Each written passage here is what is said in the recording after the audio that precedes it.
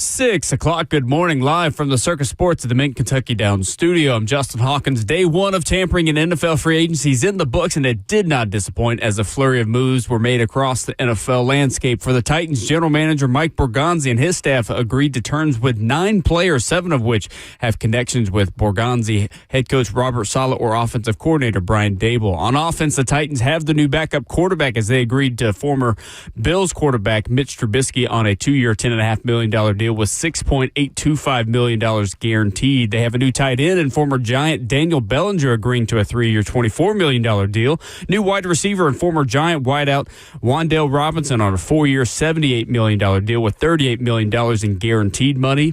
Agreeing with a couple offensive linemen and former Giant center Austin Slotman on a 2-year, $9 million max deal, and former Bengals guard Cordell Volson on a 1-year, $2.5 million deal. On defense, the Titans made big splashes, agreeing to terms with former Broncos defensive tackle John Franklin Myers on a 3-year, $63 million deal with $42 million in guaranteed money, and completely reshaping the cornerback room with 3 signings: former Saint Alante Taylor on a 3-year, $60 million deal, former Giant Cordell Vlott on a 3-year, $45 million deal, and former Chief Joshua Williams to a 2-year deal.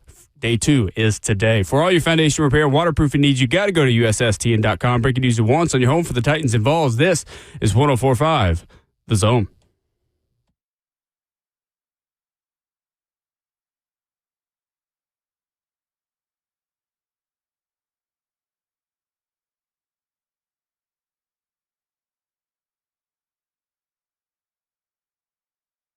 Away we go into your Tuesday morning on 104.5 The Zone. Good morning.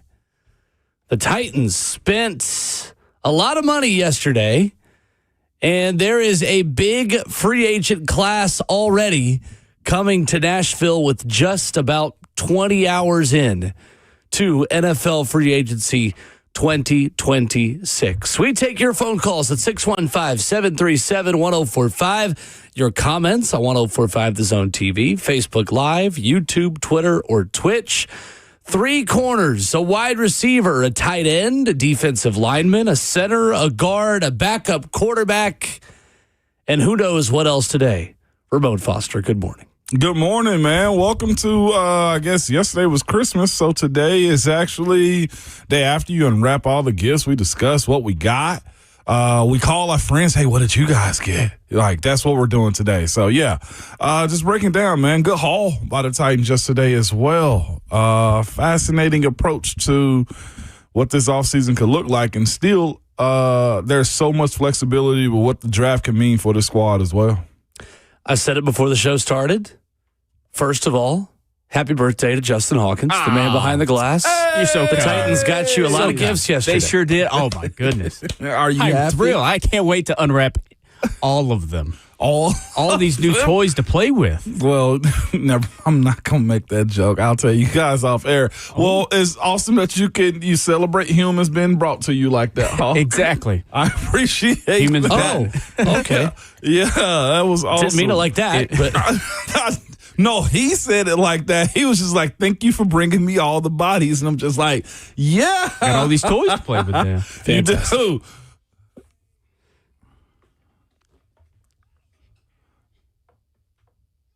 good luck. That's right. What are you, like 28 now? Oh, I wish. 31. I really don't know your age. What is it? You're Look at 31? that. Will knows me. Good stuff. His 30th man. birthday on I here was last giving- He had his 30th last year. Sure did. I sure did. I was just giving you a little bit more grace. Now I'm an right there, old Hawk. man. Yeah. Old man. It's all downhill from here. I tell you, I had some ladies laugh me out of the ballpark the other day, like last week. Okay. I was just like, yeah, I'm 40 now. They said 40? Ha ha! Try being our ages, and just walked off. And I was just like, okay. Never mentioning being 40 again. We're good, though. But happy birthday. Titans making moves yesterday. A spending spree on both sides of the football. Experience and expertise of their new coaching staff. A very big deal for the organization yesterday. What is the number one thing, Ramon Foster, that stands out to you about the players that they brought in? The number one thing that stood out to me, geez, I didn't think of that one per se. It was. I mean, I'll tell you what I think. Give me what you think. The new coaching staff and their experience matters a lot. And you brought in a lot of familiarity for a coaching staff that knows Juan'Dale Robinson at wide receiver, that knows Cordell Flott at corner, John Franklin Myers, you've coached on the defensive line. Austin Schlottman has essentially been the Giants' version of Corey Levin Yes. In the way that he's filled in at center for Carmen Brasillo and Brian Daboll. You know Mitch Trubisky as a backup quarterback. Your new tight end 2 and blocking tight end and Daniel Bellinger, who you gave $8 million a year of average annual value for the max value of the contract. And Joshua Williams, a corner from Kansas City, who Mike Borgonzi would have had familiarity with as well. This coaching staff's experience with these players mattered. And you are doubling down on the staff that you built. Not necessarily a bad thing by any stretch of the imagination. It's just the reality of a new era of Titans football beginning and the foundation of the roster being put together in the image of your new coaching staff. For sure. I thought it was just yesterday as well. After I was just like, I know we're going to have this question. I still couldn't come up with anything other than they stuck to the strategy. I felt like it was strategic spending at spots that I felt like were hot on this team. Corner had to have, I know some, I heard the conversation yesterday, I think on 3HL, some were thinking that the tight end, what is his Daniel name? Bellinger? Bellinger was overpaid. Spot Track had him, which we'll have Mike Giannetti today. Spot Track had him at about $2 million, and he ended up getting $8 million a year. Well, that just shows you also his projection as a player for what the market probably was asking of him as well. But I thought it was strategic spending. I said it to you, I think, before we came on the air, right before we started, was this gives you still the amount of flexibility to pick at 4, whatever you choose to still. You still need interior, for the most part, defensive line, which I don't think you'll be getting that. But the draft is still pretty much wide open. But the hot spots that you need to fill, I thought they did. D-line, corner, tight end. There's no questions, I guess, anymore about Chig. Yeah. Goodbye, Chig. But the cornerback story, if reported accurately, was friggin' phenomenal how they closed that one as well. Well, let's start there. Cordell Flott, the corner coming from the New York Giants, 6'2", 175 pounds. He will turn 25 years old in late August. So as young of a free agent as you are typically going to find. 3 years, $45 million, the report, $32 million guaranteed at signing. This really looks more like a 2-year, $33 million deal, more so than it does when you dive into the actual numbers versus 3 for $45. Started 14 games for the Giants last season and finished with 1 interception along with a career-high 11 pass deflections. Played as a wide corner. He has played a little bit of slot. He is a more slightly built player, 6'2", 175. He has missed 27 tackles over 4 years, but you're not asking him to probably play in the box and be much of a run stopper, aside from what is generally asked of the cornerback position. Connor Hughes writes on Twitter, at Connor_J_Hughes of SNY, to your point, this is a big blow for the Giants. They were very confident in getting something done with Flott. Titans came in with a monster deal at $45 million. Bigger issue, Giants' backup plan was Jamel Dean, who just signed with the Steelers. He said corner becoming an issue for the Giants. He did also mention that it was a call with Robert Saleh, where Saleh explained what his role was going to be that made the difference, saying, as last-second attempt to get him to change his mind, the Titans put forth their entire plan for how Robert Saleh planned to use him and what they believed he could accomplish in this defense. That was the difference. Said he was set to return to the Giants. It was as done of a deal as you could get without pen to paper. That's big stuff right there. Also, Vols fans, he's also the cousin of Velus Jones Jr., if you did not know, too. So he's an NFL family guy. Who was a teammate of Alontae Taylor. No doubt about it. Who was also a new Tennessee Titan. That got me going yesterday. But the cool thing is this, though, as well. If you look at these guys' track records, except for the most part, the offensive lineman, which, again, you look at Austin Schlottman, we'll get to as well, as far as Cordell Volson. It's fascinating that the amount of reps that these guys have played, especially a guy like Cordell Flott, who over the 4 years of his career has ascended in his role with the Giants and his ability to be on the field, first just a teamer for the most part, but then you see his defensive reps continually going up. It just shows you the experience. It also shows you the track of how these athletes and how the position works. You just kind of dip your toe in it the first couple of years, and then you develop a role. Then you understand the game a little bit more. And it seems to me that the Giants understood what Cordell Flott was with how they wanted to keep him. But having a defensive eye like Robert Saleh on a guy like him is super fascinating on how he was able to pull this off, man. Set over almost 800 reps last year on defense. Tells you a lot about his ability to play ball. You don't get that many reps with just being a nobody. What's the biggest move the Titans made yesterday to you? The biggest move the Titans made, I think. Most significant. I would probably say it has to be Juan'Dale.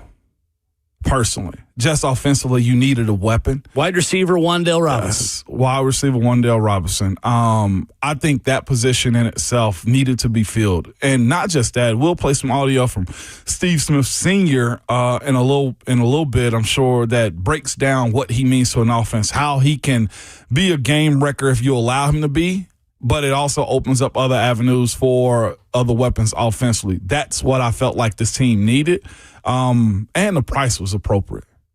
I told you before, it's like, I don't think it's an overpay. I think it's an appropriate pay for a guy that grew in a role also under Brian Daboll without Malik Neighbors being as a part of the game plan last year. So you got to give credit where credit was due. Like I said, I looked at his same targets and same catches that he had pretty much in 24 and 25, but he escalated his production.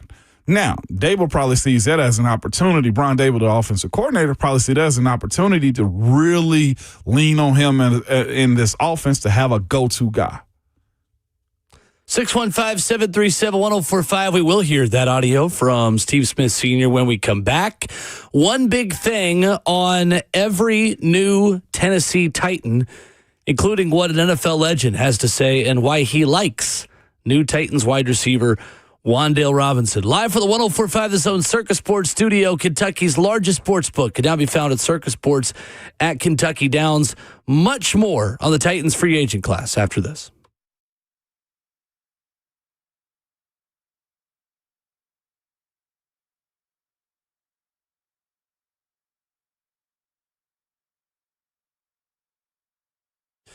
What's up? It's Will Bowling. Put Lee Company on your team and stay ahead of the game with home maintenance, repairs, and more. For as little as $14 a month, you can become a Lee Company Plus member and receive 4 annual visits to your home for your heating, air conditioning, plumbing, and electrical systems. Even better, Lee Company Plus members receive up to 20% off on every visit and enjoy priority service. You can learn more online at leecompany.com/plus. Platinum Home Protection starts with a Lee Company Plus membership, and for that, just $14 a month, you're going to get ahead of Mother Nature. Home maintenance, repairs, your AC unit's acted up. They're going to make sure that you are ready for whatever else Mother Nature can throw at you here in Middle Tennessee. So make sure you head online and check it out. Get up to 20% off on every visit and enjoy priority service online at leecompany.com/plus. That's Lee Company, all you need.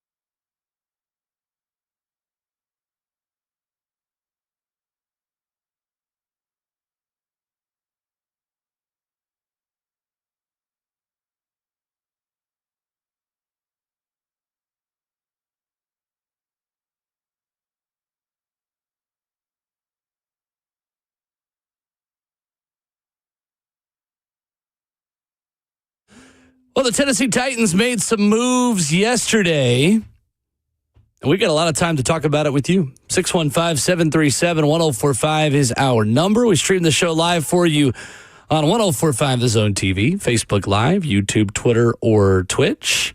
He is Ramon Foster. I'm Will Bowling. Let's start with Juan'Dale Robinson, Ramon. 5'8", 185-pound wide receiver who just turned 25 in January. 90 catches in each of his last 2 years with Brian Daboll and the Giants.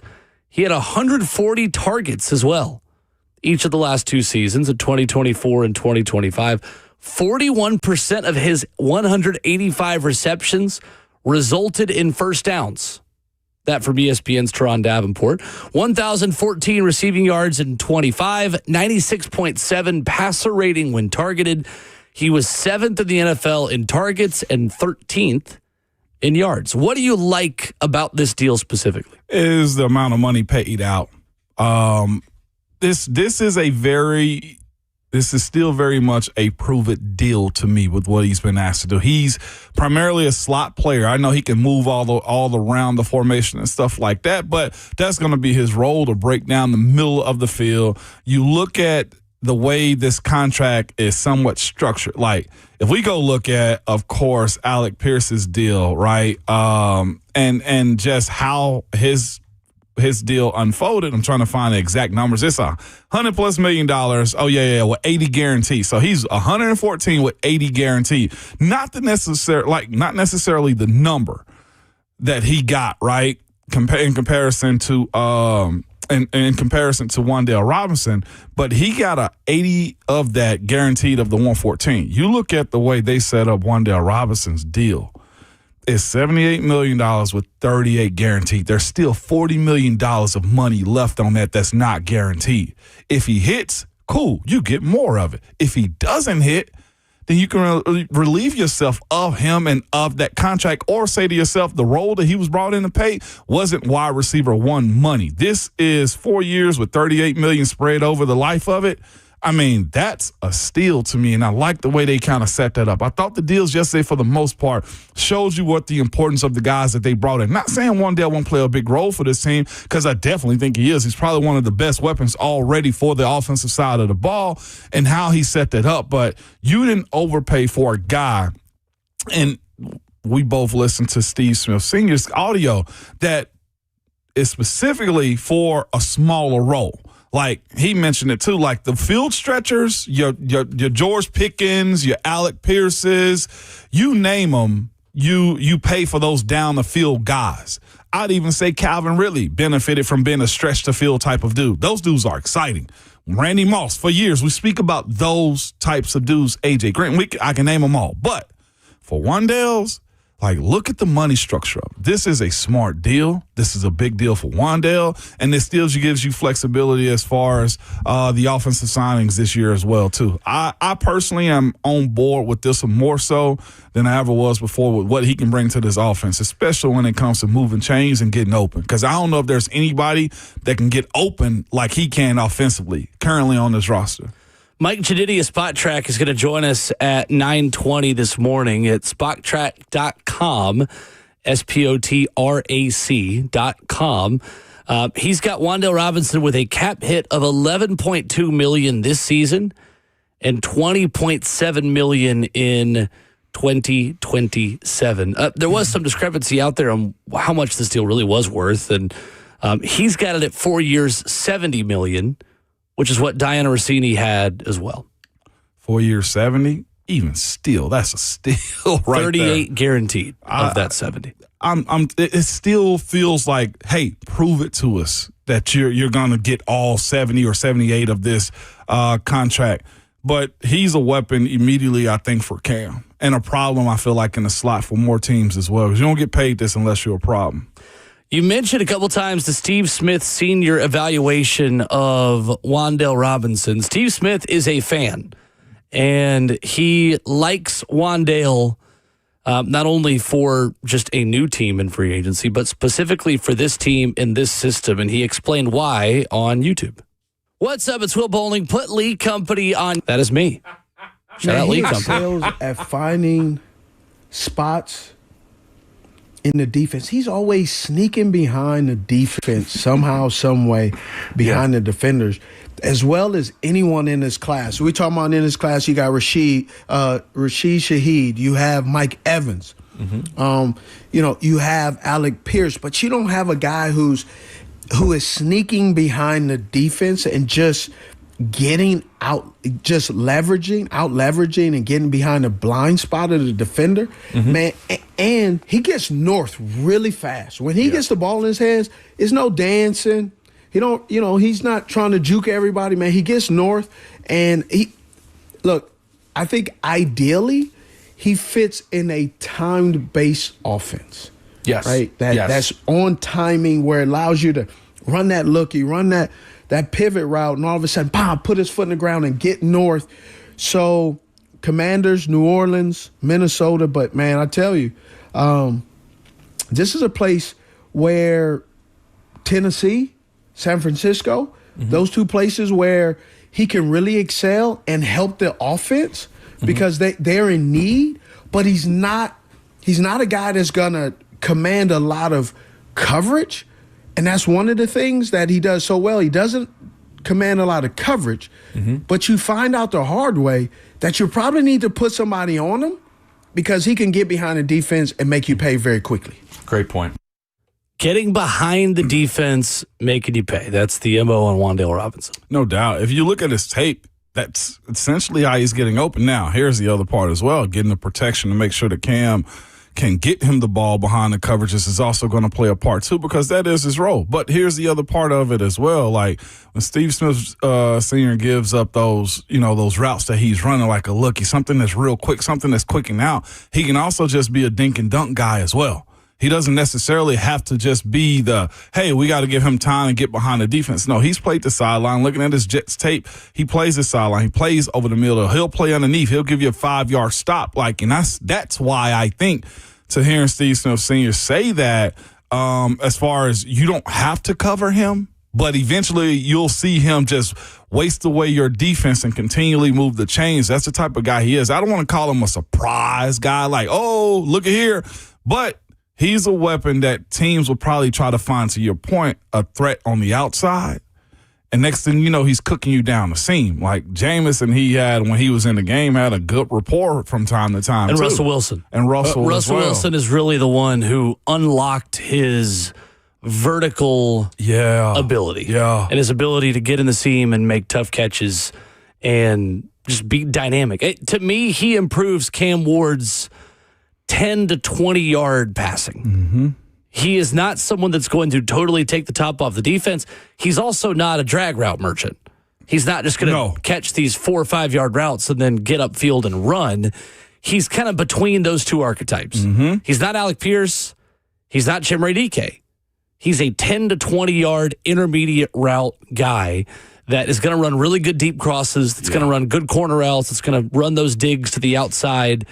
And I'm not sure he is the guy that you are circling on 3rd and 9 or gotta have it, go throw it up to Juan'Dale. He's 5'8". Yeah. And so you're going to have to go still get, I think, the boundary X possession receiver. He is a very solid athlete who has the ability to get open and be a bit of a route technician. I do think they overpaid for him, but again, if we're talking about any of these players, they overpaid for all of them. And so did the Raiders, and so did the Patriots, and so did anyone who picked up anyone yesterday. So, I mean, there's a reason why you don't want to be living in day one free agency moves. But with the reality of where you are, you got to spend it. And I think this is a smart way to spend it. It's an expensive move, but I don't think there's a ton of risk associated with it. I think this is a calculated risk with someone who has proof of concept in your system with 1,000 yards literally a year ago. And when you're going to spend a lot of money in free agency, I'm all right with taking calculated risks, and I think this is one. But to me, I feel like the payoff on this one is the amount of receptions if Cam gets him the ball the way you want to and this offense flows. how you need it to as well. Like, you get receptions with a guy like this. You don't worry about too much with his drops, him not being in the spots he's supposed to, or I know he's not the biggest wide receiver, but you don't have to worry about him trying to go up and get the ball as well. That's what I've seen from a guy like him. You don't get 140 targets in a season if you don't have the hands. Now, I know last year was a desperation pitch because they were without their premier first rounder and Malik Neighbors. I get that 100%. But I personally think the contract is appropriate. I like it for him. The team in itself, I didn't feel like overdid it because you still got Cam on a rookie deal. You don't have to pay anybody else primarily on that team. The highest paid players on offense now, aside from Cam in the first overall pick, is Calvin, Juan'Dale, Tony, and those contracts aren't even that big. Well, and Dan, those contracts as far as being able to get off the book with Dan Moore aren't that big when it boils down to what the Titans are doing as far as investing, I think, properly. Now, I like this deal for him and also for the team. I think both sides left this saying this is a good deal because it almost feels dirty, almost in a sense. I feel like he could have gotten more. Why does it feel dirty? Because I've always kind of said this. If I walk away from the table, you walk away from the table, it's like, yeah, he kind of got us. Or, man, I should have got more. That's when you know it's an appropriate deal. I feel like looking at the way it's set up, if it's 38 for 70 or 70 with 38 guaranteed or whatever the numbers are, I do feel like in the wide receiver market, he could have got 55. That's just the way I look at it. 55 guaranteed. 55 guaranteed. That to me would have felt like, oh, okay, that's taking them to another level.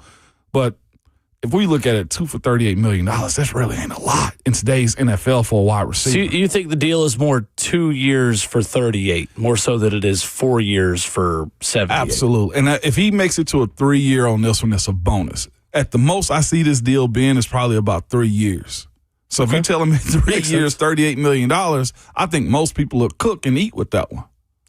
Alontae Taylor signs with the Titans on a 3-year, $60 million deal from Dan Graziano, guaranteeing him $42 million over the next 2 years. $12 million signing bonus, $9.49 million 2026 salary, $20.5 in 27, all fully guaranteed at signing. He can also earn up to $500K each year in per-game roster bonuses.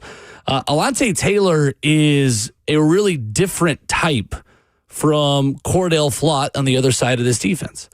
Alontae at 199 pounds is a bit better of a run defender. He has blitzed quite a bit. Yes, he has. And has some sack production. He's got 6 sacks over the last 2 seasons.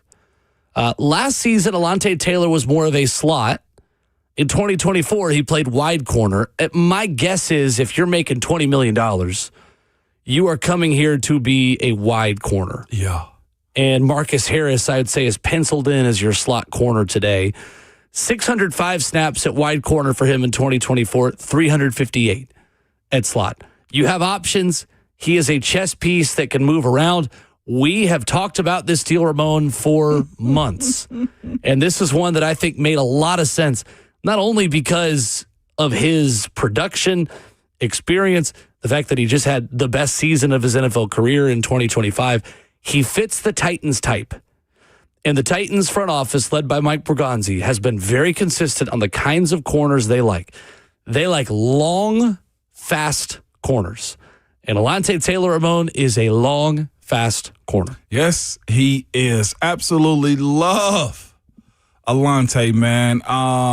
And as far as play, like even when he was at Tennessee, I watched him and didn't know what he was going to go into. Then I got an opportunity to know Alontae like I know Alontae, and it's fascinating watching his growth. I remember him as he's coming into the league and just how he went about being a pro. I've talked to guys that were in that Saints organization that spoke about him and how he was just, hey, Alontae's going to be good. And now he's grown into a seasoned vet, man. So to your point about his ability to, as I like to say, with small dudes, throw his face into the fan, he ain't got no problem with that. Like, will he and also Fly also miss tackles? Yeah, but as far as the willingness of Alontae Taylor being able to go and attack the ball, be at the line of scrimmage, play behind the line of scrimmage as well, and also cover, he checks all of those boxes. He's got the speed for it. He's got the personality to go do it as well, and then his tape is hot. Just like any cornerback, any player in this league, is there opportunities for him to get got? Absolutely. He's going to get beat 1 or 2 times, but I promise you this. The amount of plays that he has the ability to make is why you paid the price that you did for a guy like him. Looking at, as you mentioned a second ago, just the structure of his deal, a good bit of this is pretty much guaranteed. 60 with 45 on the table, or 42 over the table for him. That's a really good deal for a guy that's coming in to be a starting corner and that has the flexibility to also play the run and be in a position where, quite honestly, I'm not sure if people know, but he came back home. This is home for him. Coffee County. That's right. 1 yard per coverage snap allowed for Alontae Taylor last season, -1 EPA, playing primarily as a nickel. Next Gen Stats liked him. It was certainly a career season for Alontae Taylor in 2025. Seth Walder at ESPN writes, what scares me is how big of a departure those numbers are from what he posted the 2 prior seasons, in which he allowed 1.6 yards per coverage snap and a double-digit positive EPA when targeted. Last year was a big breakout season for Alontae Taylor. You hope that that is who he is versus the numbers that he put up before that. I think regardless, what you like about the 2 corner additions they made is the floor of the defense gets a lot higher. Yes. There is not someone that you feel like you can circle and totally pick on. What I think is going to be interesting is how Alontae Taylor potentially adjusts to being the number 1 corner on this defense. Last season at nickel, he put up good numbers in guarding slot receivers, in playing primarily inside.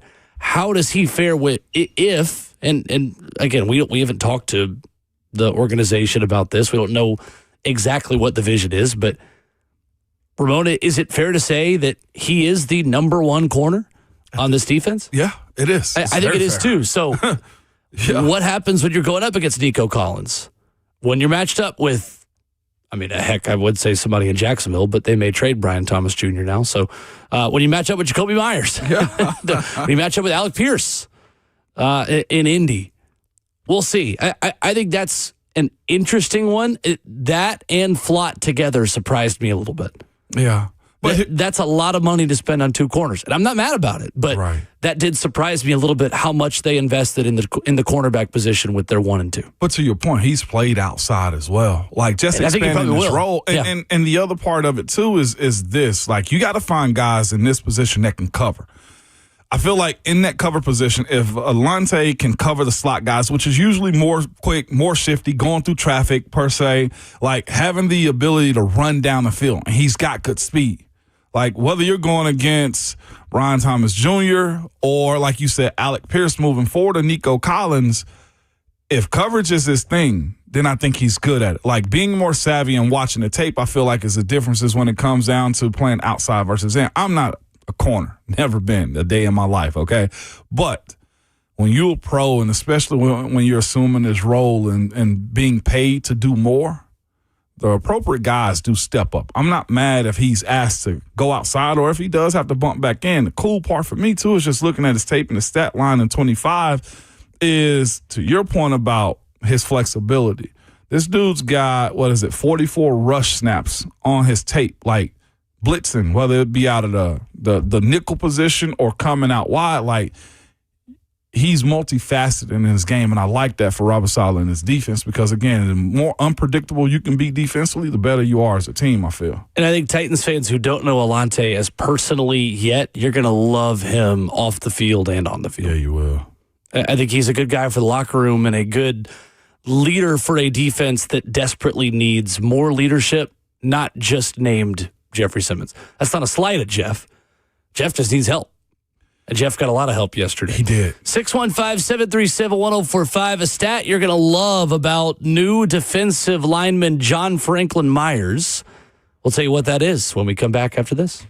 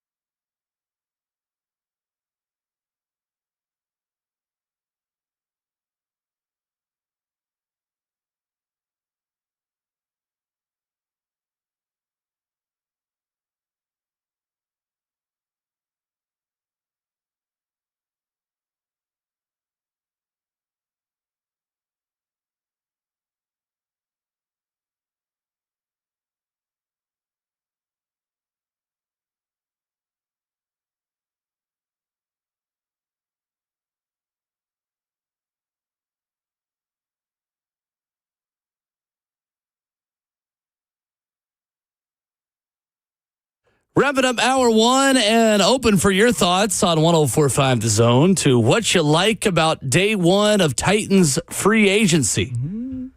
Tell you what I like, Ramon. We've got a pair of Nashville SC Inter Miami tickets to give away in 15 minutes.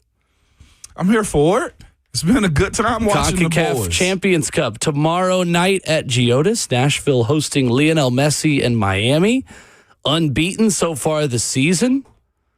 And we got 2 tickets to give away for you coming up here in 15 minutes. We'll tell you how you can win at the top of the hour. Yeah. I'm here for it, man. Will you be calling that one this week? No, we never do CONCACAF Champions Cup. Oh, that's crazy how y'all can they can just have a middle of the season tournament. There are 3 of them. Wow. And then also MLS. So more on that as the week continues.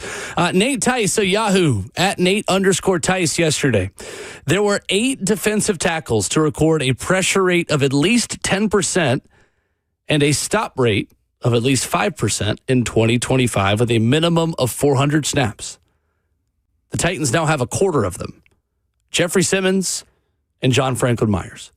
Lots to like, Ramon, about this move that we felt like was likely entering day one of legal tampering and really free agency yesterday. But for a player who will be 30 in late September at 6'4", 288 pounds, John Franklin Myers, who has been coached by Robert Saleh and defensive line coach Aaron White-Cotton, adds what to the Titans defense? Hell, okay. Just pure chaos. A headache going into game planning for them. Leadership.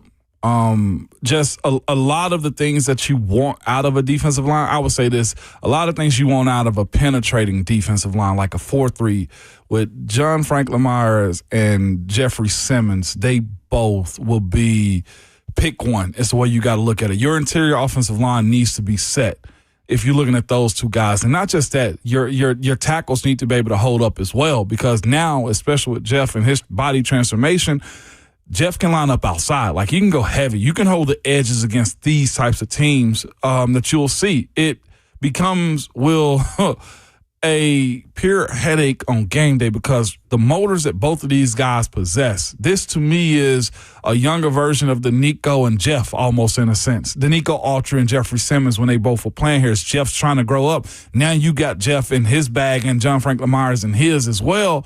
Long arm, quick twitch, get in the backfield, never stop their feet type of defensive tackles. Like, there will be no plays off. It's the way I look at these type of guys. D tackles, D ends.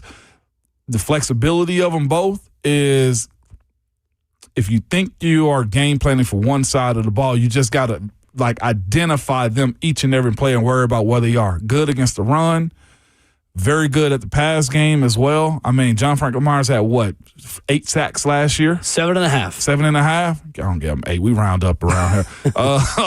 Wow, spoken by an offensive lineman. That's shocking to me. It's crazy work by me this morning. Yeah, wow. But he's a guy that I've respected around this league because he plays the game the right way. He's going to finish every single time. You watch his tape, he pops out no matter who he is around. Denver's got a real stacked defensive line. He stands out. And not just that, he finishes around the ball too. Those are things that you want in this Robert Saleh defense, and he said it. Playing in this defense is hard. Well, go watch him play. You'll see why this signing made sense to everybody around the league. If you were on an offensive line preparing to play the Titans the way they are currently constructed, that's without a first-round pick with the number 4 overall pick at edge rusher, with Jermaine Johnson, Jeffrey Simmons, John Franklin Myers, and today Femi Oladejo as your 4 starters. Jalen Harrell, probably the 5th guy within that rotation. Still some need, obviously, for defensive line help and for more edge help. How dangerous is the Titans' defensive front, though, as currently structured today on day 2 of free agency? The game plan, I personally think, would always stay ahead of the chains, but more against these type of guys, because if you get Jeff and you get John Franklin Myers going, then they become problems. And that's where, to me, the interior of your offensive line needs to be stacked.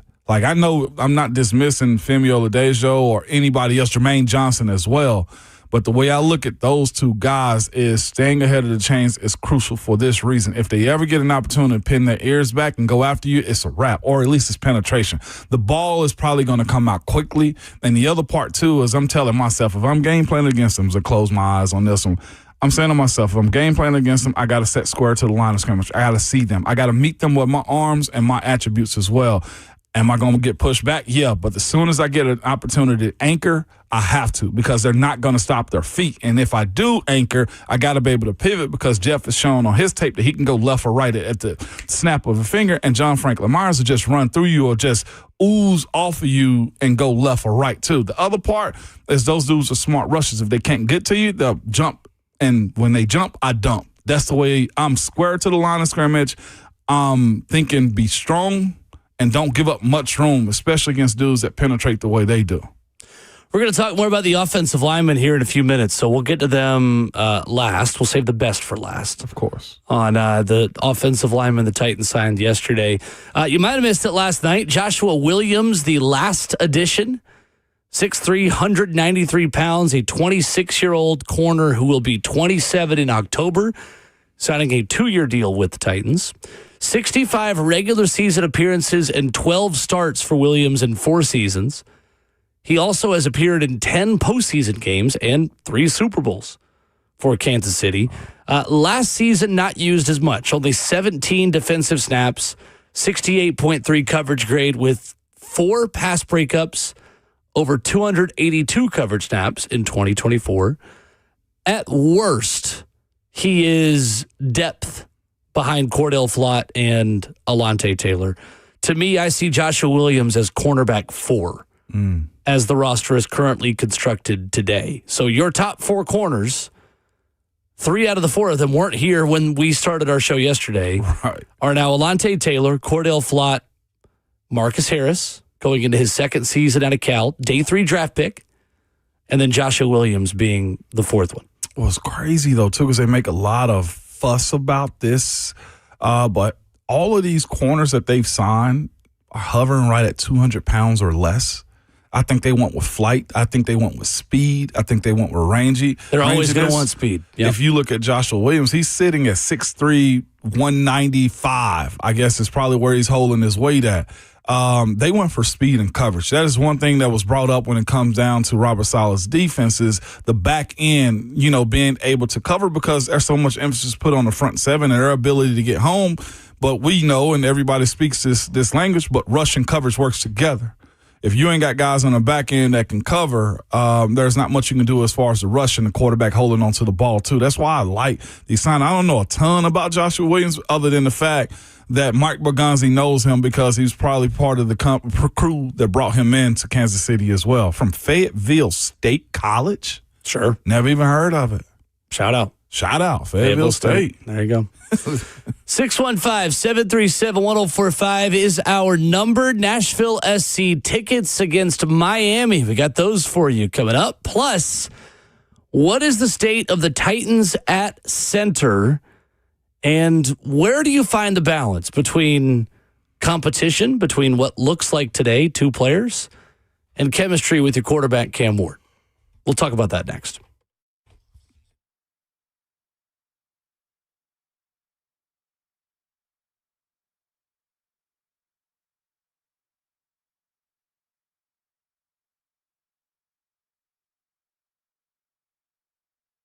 The uncontested leader when it comes to engagement rings and fine jewelry here is Genesis Diamonds, the leader for over 20 years. Genesis has disrupted the old school jewelers by offering a massive selection of hand-picked diamonds at ridiculously low prices as well. And year after year, they're voted best jeweler in Nashville and best place to buy an engagement ring. Nobody else even comes close. But these days, Genesis owners are as committed to ever as far as staying ahead with an even larger selection of GI-certified diamonds, a growing collection of exclusive designer rings that you can't find anywhere else, expanded warranties, and guarantees and extreme transparency. And what people love is this. Nobody's on commissions at Genesis. They are there to guide you to a smart decision with total confidence. Genesis is the total package. Uncompromising quality, unmatched selection, and unbeatable value. And one more thing.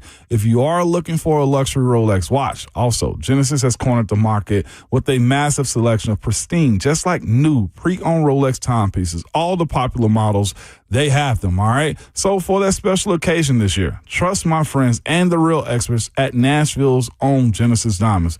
Genesis Diamonds, they're located in Green Hills and Cool Springs, or you can go online at genesisdiamonds.com. Amazing store, even more incredible people.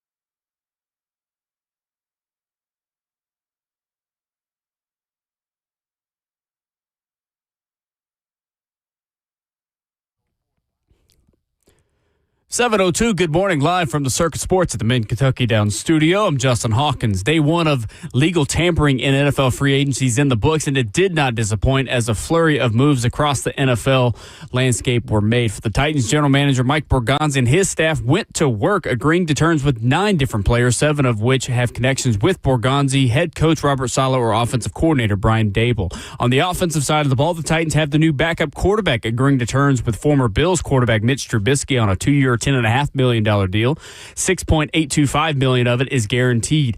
They have a new tight end and former Giant tight end Daniel Bellinger agreeing to a 3-year, $24 million deal. Wide receiver and former Giants Juan'Dale Robinson on a 4-year, $78 million deal. $38 million is guaranteed, and agreeing to terms with a couple offensive linemen and former Giants center Austin Schlottman on a 2-year, $9 million max deal, and former Bengals guard Cordell Volson on a 1-year, $2.5 million deal. On the defensive side of the ball, the Titans made splashes there too, agreeing to terms with former Broncos defensive tackle John Franklin Myers on a 3-year, $63 million deal. $42 million is guaranteed, and completely reshaping the cornerback room with 3 signings. Agreeing with former Saints cornerback Alante Taylor on a 3-year, $60 million deal, former Giant Cordell Flott on a 3-year, $45 million deal, and former Chief Joshua Williams to a 2-year deal. Day 2 is today. For all your foundation repair and waterproofing needs, you've got to go to USSTN.com. Breaking news at once on your home for the Titans and Vols. This is 104.5 The Zone.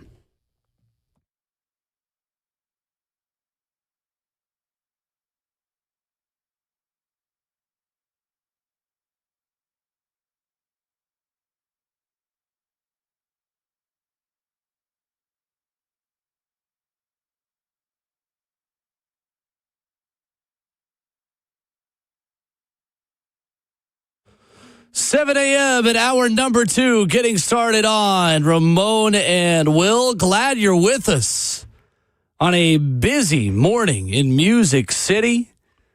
The Titans bringing in a lot of talent with a lot of dollars. Ramon handed out yesterday. 615-737-1045. We're going to look at what our favorite moves were. And one of the big criticisms of the team yesterday, I'm curious if you think it's a big deal. We'll do that coming up here in 15 minutes. Exciting day, though. Yeah, yesterday for Titans. Very much so. A little bit of, I don't even think it was a slow start, not even a little bit. But of course, with some of the bigger deals that were getting announced, Titans fans wanted it to happen at 11 o'clock Central. And that's not how it works sometimes, man. The deals that you ended up getting, I thought were solid for this team. You didn't have anybody I felt like you felt like as fans robbed you. Like, I know sometimes you can leave this things like, why do we overpay for this guy? I personally don't see any of these deals as overpays. I see them also as you getting at least 2, maybe 3 years out of most guys that are signed, or even some of the offensive linemen that did 1 year and 2-year deals. You give them the ability to prove that they're pros about it as well. It's, to me, a mature signing period. Well, in the meantime, before we get more into that, let's give away some Nashville SC tickets. Do it. Justin, I know it's your birthday. You are ineligible for this before you ask. Come on, Hawk. That's not fair. Just get his phone out. I'm kidding. 615-737-1045. Nashville SC hosts Miami for a round of 16 match in the CONCACAF Champions Cup tomorrow night at Geodis Park. This is a hot ticket. Caller number 5 right now wins a family 2-pack of tickets to be there. 615-737-1045. The opponent Nashville has seen the most in its club history. Enter Miami. 615-737-1045. Best of luck. I was caller number 1. Shoot. Better luck next time. Phone's already lit up, so best of luck to you on those tickets. It's a very hot ticket. That's a very hot ticket. Yes. Now. Absolutely right. All right. Austin Schlottman, Ramon, yesterday was the signing at center. We started the day thinking Tyler Linderbaum, Cade Mays, Luke Fortner, Dylan Parham. Austin Schlottman, the name that emerges, not one we discussed beforehand. 6'6", 300 pounds. He'll be 31 in September. agreeing to a 2-year, $9 million max deal with $3.5 guaranteed. He started 4 games in place of the injured John Michael Schmitz last year for the Giants and did not allow a sack. Only allowed 3 pressures in 212 pass blocking snaps. In fact, PFF loved him in a very limited capacity. The 4th best pass blocking center in the NFL last season. He was essentially Corey Levin for the Giants. Yeah. Do you think, based on the contract, based off the experience, that Austin Schlottman, Ramon, is coming to Tennessee to be the starting center week 1 in 2026 for the Titans? I personally think so. Yeah. Unless there's another signing. I know Elgin Jenkins is available. Terry McCormick reported last night the Titans are not interested. Yes. Are not going to pursue him. Get used to say Schlottman, okay? Get real used to say AS or Schlottman, however you got to go about saying his name. Only thing I think you push back on is age, but he doesn't have a whole lot of wear and tear on his body. He's been a rotational guy for the most part, but he's been a guy that you can count on in these type of situations. At 31 years old, again, to me, the deal is very friendly. And I know it shouldn't just be about the deal, but the deal tells you a lot. What do they say usually in crime shows? Follow the money. Like, this is what you got to say in sports as well. Follow the money. I have a similar take about the tight end as well, man, when we speak about him in a second, Daniel Bellinger. But the way I look at Austin Schlottman, 1, he's got the size. 1, he's been in the league for a while. You don't stick around just being a lump on a log and take up NFL rosters for no particular reason. Last year, he played at center for the Giants as well, and it was fascinating if you go and scour social media and the way people spoke of him, right? They enjoyed him in New York over John Michael Schmitz more. They felt like the running game was more consistent. They felt like they moved bodies. And here's the other part. I like John Michael Schmitz coming out. I did, absolutely. And I still think he's a good player. And everybody always loves the backup as well. But I look at him as a resetter. Whether you are going at Jackson Slater or lately, he gives you, Austin Schlottman, time to grow a center or eventually find your replacement. This is a big body, which Cam needs. You look at the body type of your quarterback. He's not a big dude. So putting big bodies in front of him is going to be crucial at all times. And I feel like he's a guy that can probably hold the point a little bit better too, because, again, as much as I feel like this offense can keep Cam in a pocket when it wants to, the better Cam you get as far as developing him into a quarterback so you don't find yourself in a friggin' Tua Tagovailoa issue or he's just running for his life all the time. Jordan Raanan is the ESPN NFL Nation reporter covering the Giants. He's actually going to join us tomorrow at 8:20. Yes, he is. Because the Titans signed a lot of Giants yesterday, so looking forward to that. But he tweeted the following yesterday at 11:30 a.m. Something to keep an eye on. Heard some teams view Austin Schlottman as a potential starting center, or at least someone who can compete. Played well as an injury replacement for John Michael Schmitz. Only adds to the Giants' need to sign a bunch of OL in free agency. Let me ask you this. For a center in a position battle, when do we need to have the answer on who the center is? Because the way I see it right now, Ramon, it looks like on paper, again, very early in a free agency, that we've got a battle between Austin Schlottman and Jackson Slater to be the Titans starting center. Let's even say, for conversation's sake, that they draft Jake Slaughter or Connor Lew or a number of these other center options. By the way, Connor Lew now becomes an option because he tore his ACL last year. You can now afford to wait maybe on a guy you love at center long term who is a little bit banged up, but that's a separate conversation once we get more into the draft. Let's say Austin Schlottman is competing. This is a new center that Cam Ward needs to understand how they work, what the communication's like, the pre-snap checks, the system that you're both running. Maybe for the first time. Schlottman's run it before with Daboll.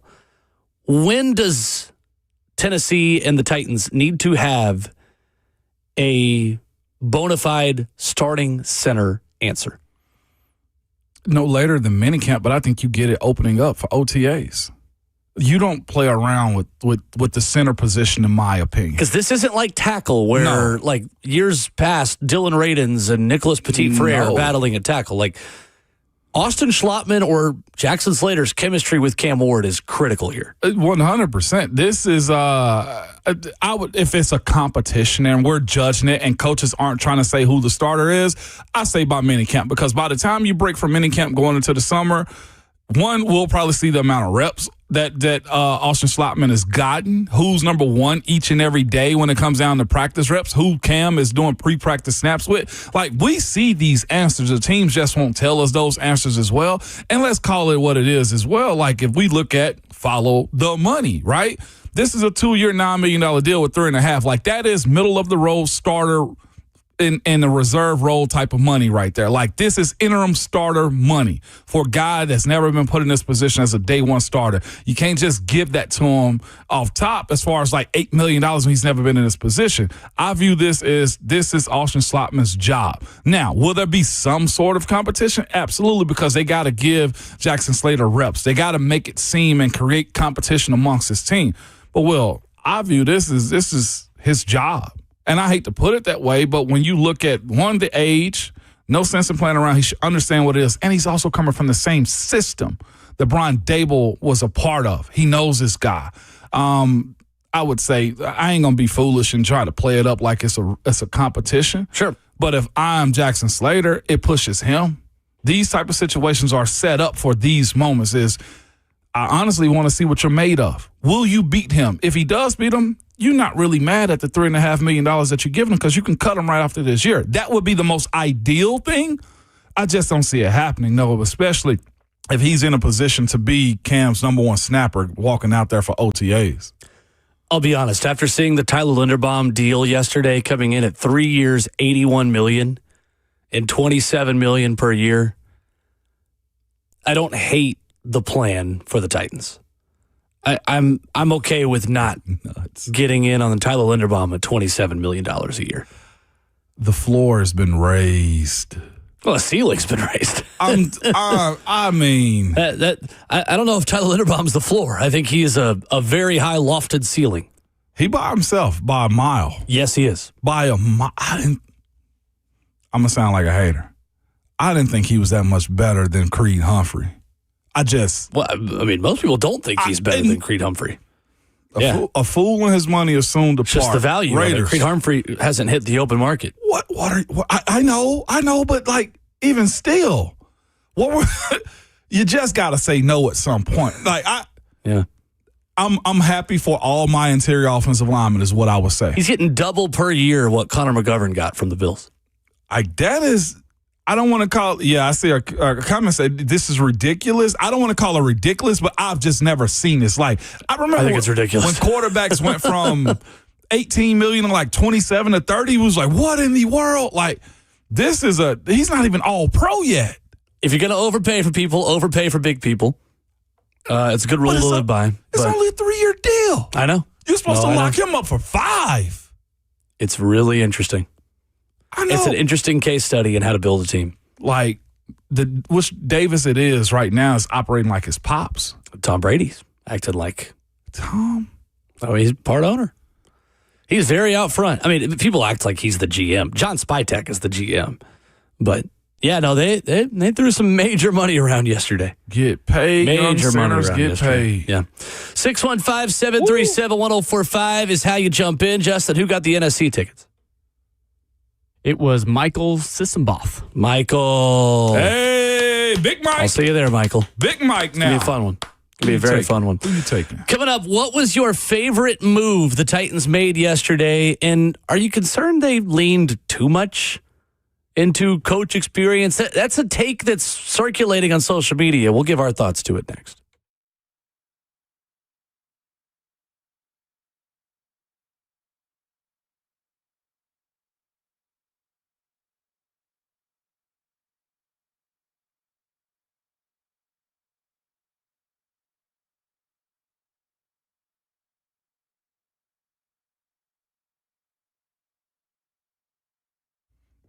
Center Jackson Low T Center have been highlighted for having the highest quality testosterone on the market. They only use pharmaceutical grade testosterone, y'all.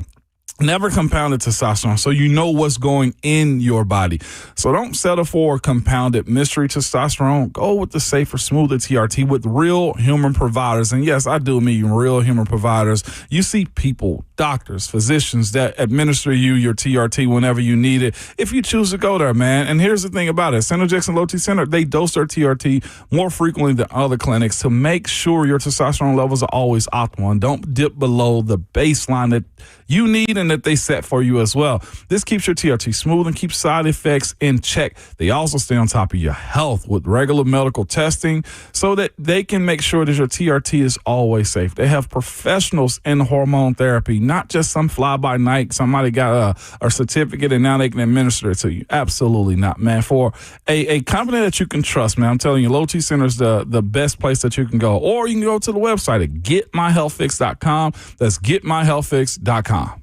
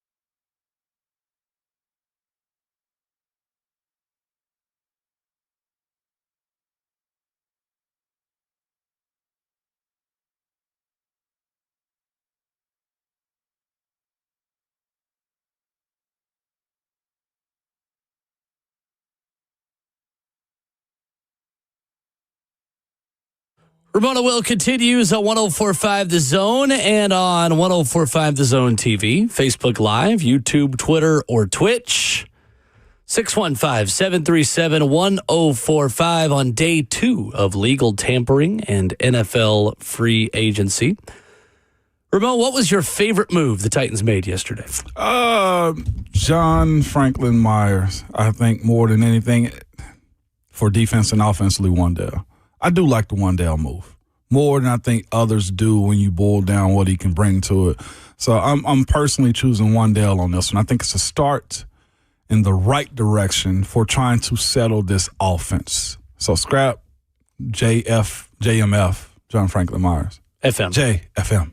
I'll talk about him in a minute. Why do you like Juan'Dale more than most people? It finally gives his offense an identity. It gives somebody a pass catcher. It gives attention to somebody I feel like can be productive to this team to allow, let's just say, you want your young wide receivers to grow up a little bit more. That, to me, I think is going to be crucial. Of course, you put in Daniel Bellinger as well, and, of course, just watching whatever the run game turns into.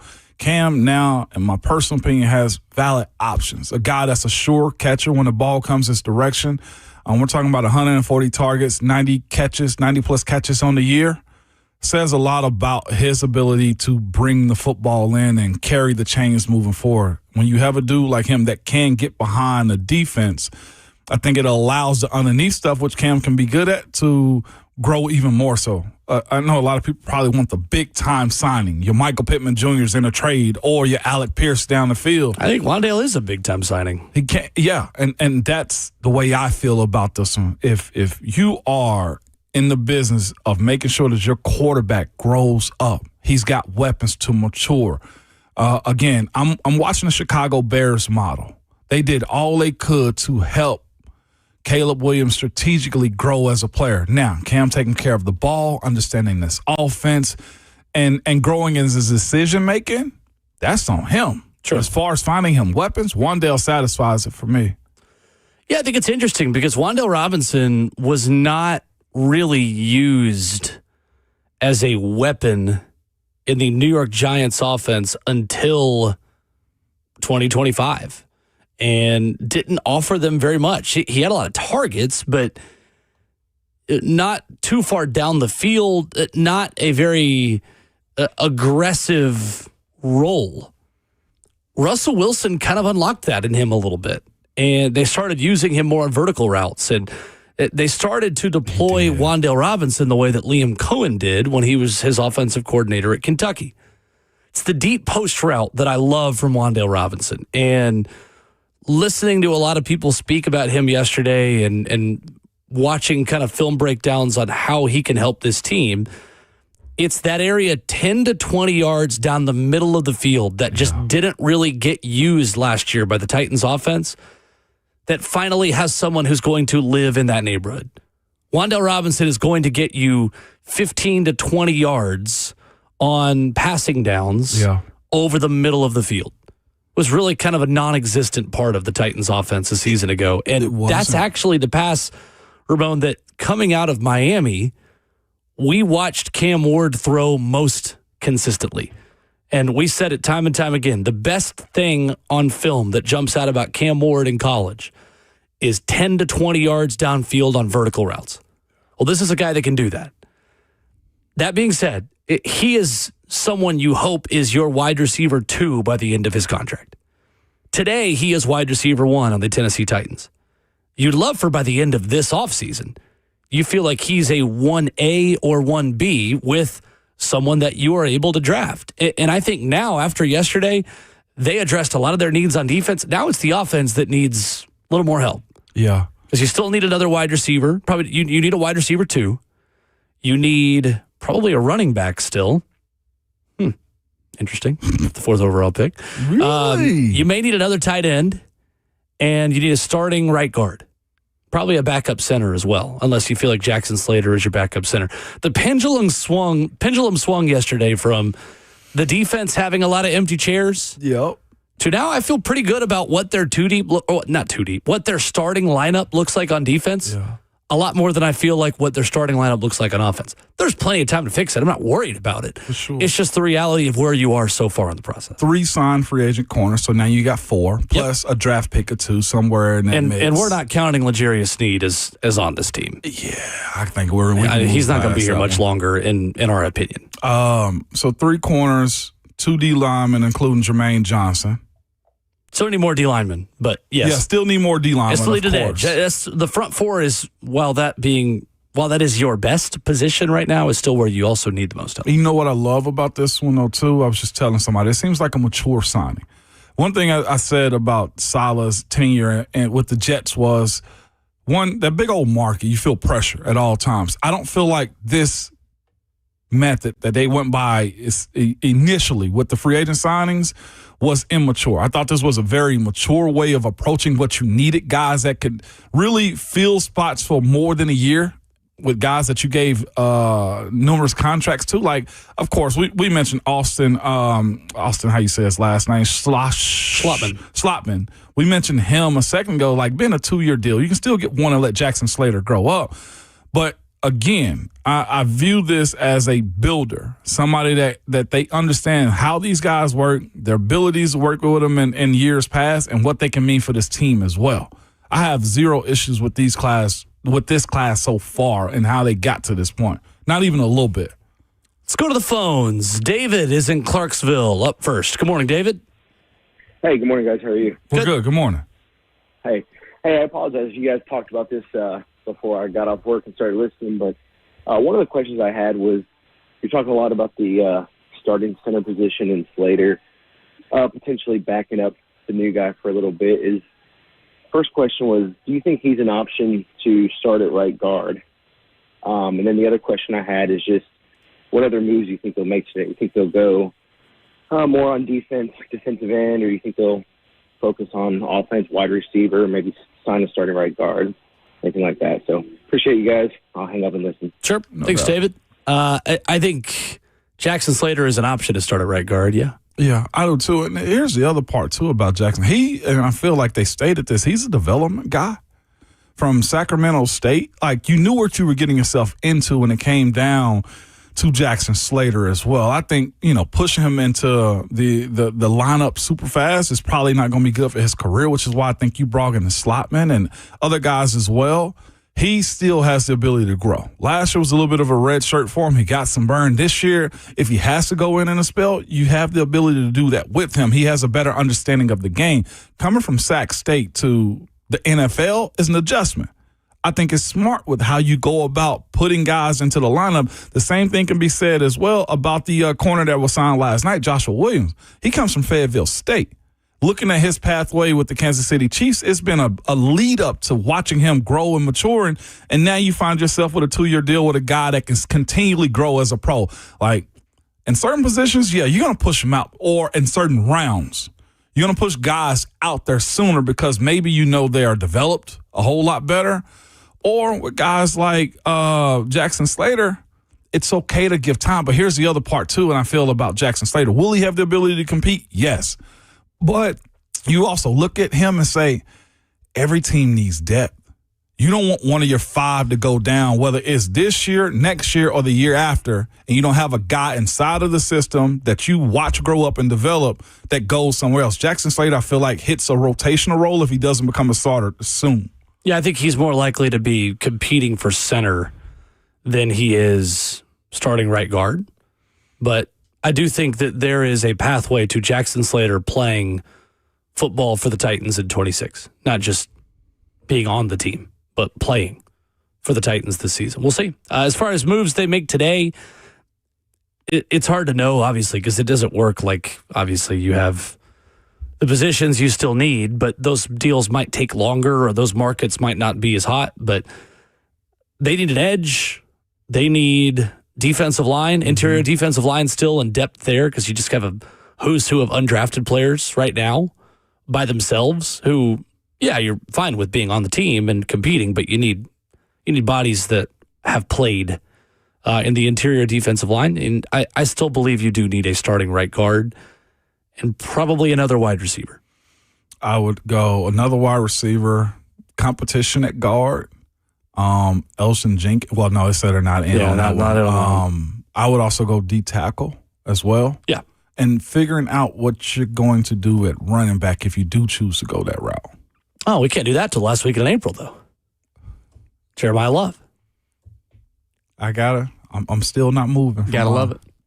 Listen at y'all. Mike in Cleveland, 615-737-1045. What's up, Mike? There he is. What up, baby? That's a How we clean horn right there. Yeah, got a good one this morning, man. No, but I'm gonna just dive straight in. You feel me? So I'm a little bit more optimistic, than before, just because we right back, starting over, new regime, all that. So you just kind of, just been kind of sitting back, seeing what they're gonna do. I didn't think that they was gonna make this type of big splash, free signing first day like how they did, but I like the aggressiveness. I like the confidence. I think, I feel like, they knew what they wanted to do. They didn't make any dumb signings for just a big name, like what I'm always complaining about, just about every offseason. Besides Juan'Dale, I will say that's a big name. That's a good name right there. That's a good gig, though. It makes a whole lot of sense for us. And I think they, like I said, man, they got a plan as far as what they're gonna do going into the draft. So, I mean, so far, I'm like, cool. Let's see what they do, and if they leaning on the experience of the coaching staff, that makes me feel even better. Because coming off of that Callahan stuff, we couldn't lean on that. We was leaning on a whole bunch of ifs, buts, and candies and nuts, and now we got some certified, guys in some roles and some certified coaches that feel like they got a game plan to execute. Boganzi, he had a good draft last year, so let's see what he do in the draft this year, and let's see what this roster gonna look like. That's all I got. My album dropped on March 21st. Let me throw that out there real quick, too. But that's all I got, y'all. I'll be copping. Yeah. Thank you, Mike. Appreciate the call. The reason he got into it so quick is he wanted to do a little promo drop. That's he right. ain't slick. That's he absolutely ain't waste no time at all. Absolutely right. So I'm glad Mike brought that up because His album? Or now, no, I don't. It's not that I don't care. It's just talking about we football. got free agency now. We're in business today. Yeah. I'm glad you brought that up because there is a lot of criticism online for the Titans doubling down on guys that got their current coaches fired. That's the way this is viewed nationally.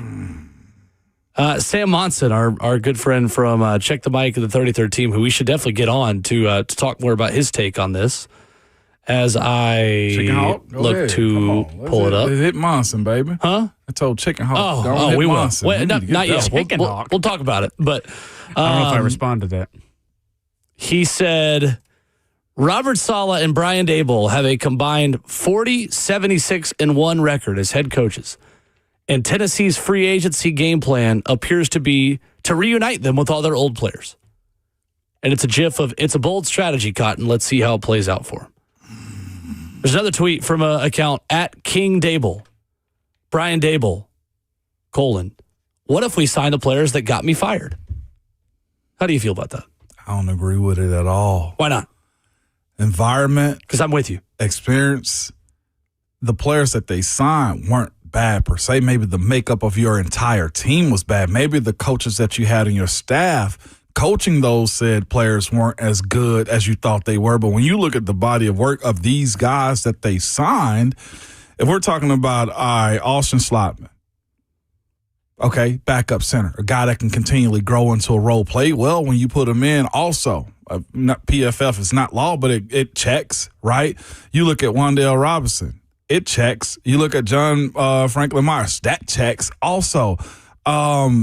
I get the conversation because it's easy to pull from hey, those dudes are bad, but we've also seen good players be on bad teams and go to good teams and be even better. Is that the same to be said, Will, about Saquon going to the Eagles then, if that's the case? Is that the same about A.J. Brown leaving the Titans and going to the Eagles as well? Is that the same for Jalen Ramsey leaving the the Jaguars after 1 or 2 good years. I think his point to that would be, though, like those guys didn't get their head coach fired. But my point is, you can't say the individual piece isn't good. The team is a totally different conversation. And I think there's a lot that goes into teams being bad, not just 1 or 2 players. You're probably deficient at a lot of other players. So let me pick the good ones, if that's the case in. Because it contradicts the conversation we had earlier about Ronnie, what's the reporter name from the Giants? Jordan Raanan. That said the Giants wanted, what's his name, back? Cordell Flott back. I just don't think that makes sense. And I like Monson, but I don't think that's correct in making that statement. Yeah, I think that's a good place to start, to say that John Harbaugh wanted a number of these players back on his team next year. Starting with Juan'Dale Robinson, going to Cordell Flott, whom you mentioned. The only one they got back that they wanted was Jermaine Illuminor, really. Ian O'Connor, longtime columnist up there, tweeted that there's this 3 guys they want back, and they'd be happy getting 2 out of the 3. Well, they got 1 out of the 3, and the Titans took the other 2. So that's number 1. These were players that were wanted back by the New York Giants in a new regime that understands winning. A regime we wanted here too, and John Harbaugh, and for good reason. But I think if you break this down signing by signing, you see a different story. Like, can we really say John Franklin Myers wasn't contributing to a really good defense in New York? I think, first of all, any of the Jets' defensive players in this, there's only 1 of them. What does that have to do with Robert Saleh getting fired? John Franklin Myers didn't go tear Aaron Rodgers' Achilles. Mm-hmm. He didn't go create a bad locker room dynamic there. So I think that's number 1. Doubling down on Robert Saleh's defense in New York is a great thing to do, because that defense was at a championship level. Mm-hmm. It was the offense that did not hold up their end of the bargain. Now you look at the other side of it. Like, how much was a backup center in Austin Schlottman really contributing to winning or losing games? He played in 4 of them last year. A blocking tight end and Daniel Bellinger. I could understand criticizing that if you wanted to make him tight end 1 here, but that's not what you're asking him to do. Gunnar Helm's your tight end 1. So is a blocking tight end really that instrumental in winning or losing games? A corner coming off a career best season who Giants people will tell you didn't play enough quickly enough? Like, that guy finally comes in and finally plays? First of all, he wasn't even coached by Brian Daboll. I think that's just, I don't even consider that like a Daboll signing. Yeah. Cordell Flott probably knows Brian Daboll from just passing each other in the hallway. What do they have to do with each other? Cordell Flott didn't really get Brian Daboll fired. So, again, like, I don't think when you really piece this together piece by piece, if we're talking about quarterback, if the Titans had just gone and signed Daniel Jones or Russell Wilson to be their starter, okay, yeah, maybe we're having a different conversation. Or a premium position like tackle or edge, or like, there are so many other ways that this would make sense, but you're adding non-premium positions that know the system, that understand how they're going to be coached. I thought that was a really odd take, to be honest with you. It was. Like, familiarity and experience matters in any level of football. And understanding who you're going to be coached by, or who you're going to work for, or who you want to work with on your staff. Like, we hype up familiarity with, hey, Robert Saleh knows all these people. We view it as such a positive. Why does it then all of a sudden become a negative?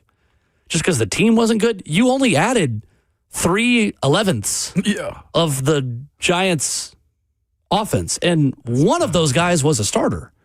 You added less than 10% of the Giants' starting lineup on offense last year that, quote-unquote, got Brian Daboll fired. That's not a really fair way to look at this, in my opinion. No, I didn't personally think so either. So if that's the case, then John Harbaugh shouldn't have signed or shouldn't have a commitment from Isaiah Likely coming from Baltimore. Right. Like, well, and we're making I think sense that's of fair. it. If that's the case, then Stefanski is cooked with the Falcons in by bringing in Tua. You see what I'm saying? Like, there's a lot that goes into making that statement. I just feel like You should have just called it the Tennessee Giants if you really wanted to make a mockery. Well, Buck of it. Rising did tweet that yesterday. Oh snap! Well, I'm tongue in cheek. He's with making that. a mockery of it too. It's what he does. I'm tongue in cheek with that, but like say that instead of saying, "Why would you hire the players that got you fired?" Because I do believe in the individual. Now, getting the sum of the means to work together is what coaching and culture and game plans come into effect. At the end of the day, Brian Daboll's not the general manager. Mike Borgonzi is the general manager. If Mike Borgonzi didn't like these players, he wouldn't sign them. You don't just sign people because your offensive coordinator wants to. So you have to have conviction about everything that goes on within this organization and all of it to spend out the kind of money they did. You don't just spend the money because you'd worked with these guys before. That's a bonus that makes it make sense and sounds like was a tiebreaker to make the Titans a more attractive destination compared to some of the other options as well. 615-737-1045. I'll tell you why John Franklin Myers is my favorite pick for the Titans yesterday after this.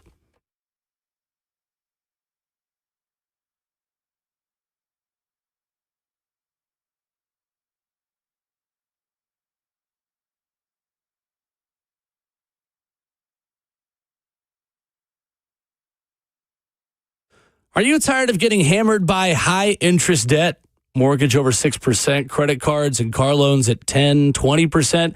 Hey, it's Will Bowling. Loan Pronto is here with the answer you've been waiting on, the all-in home refi. One fast, easy solution to lock in the lowest rate in 3 years and wipe out all those nasty loans. One homeowner got their APR down to 4.99%. Paid off over $80,000 in high-interest loans and saved over $2,000 a month. And listen, while some lenders up to $10,000 in fees to do this, Loan Pronto's cost is just $995. $995, and you can wipe out your high-interest loans all at once. It's the all-in refi from Loan Pronto. Super fast, super cheap. No hard credit pull up front, often no appraisal, and you can even skip your next 2 house payments. Loan Pronto, A+ BBB rated with nearly 3,000 5-star Google reviews. Call now and ask about the all-new, all-in refi. 615-499-5780. LoanPronto.com, 615-499-5780. Equal housing lender, NMLS 1661781. Visit NMLSConsumerAccess.org.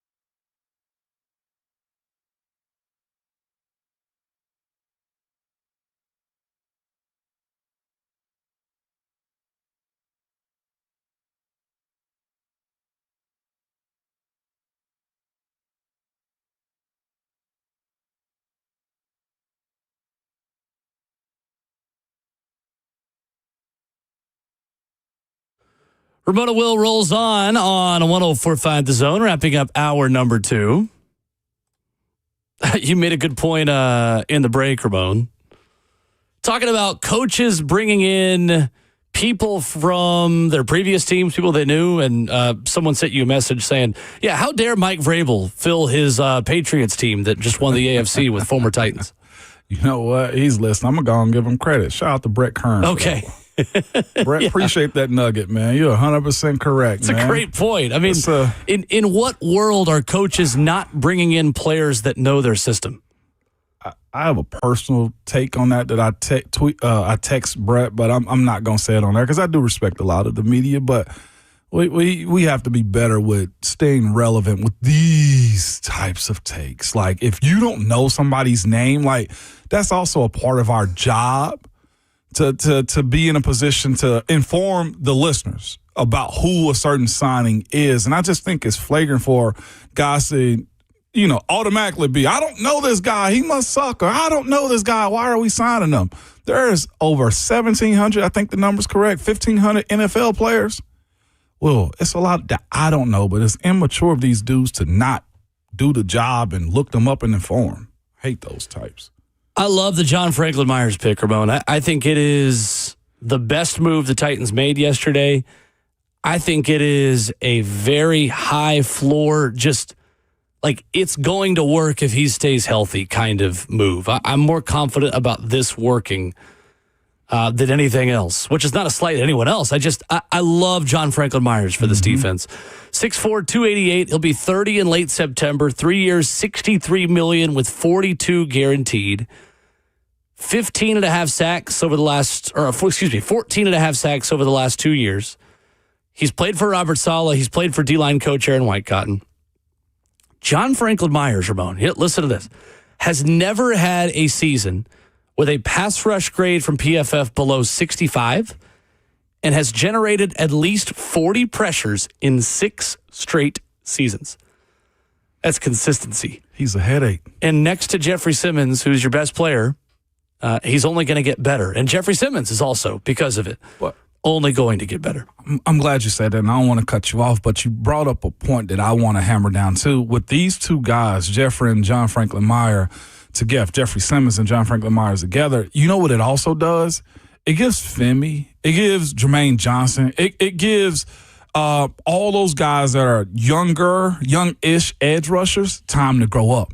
It also creates an opportunity in which those guys have the ability to mature their pass rush skills too, because the attention is going to be put on those two guys. Let's say if they move both to 3 techniques or interior guys, John Franklin Myers and Jeff Light, what it does, it creates one-on-ones for guys like Jermaine Johnson, for Femi to kind of grow up in his role. Also, it sets you up to where now you got 4 that can get home potentially, or 4 that can occupy. Now you start sending blitzes that can get home, because now we're going to test your running back blocking skills.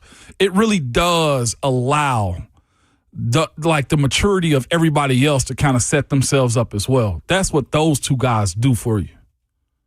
I think so. I think it makes a lot of sense. And Ramon, I think it changes things for me. How so, Will? I'm officially on the Jeremiah Love at the 4th overall pick train. Officially.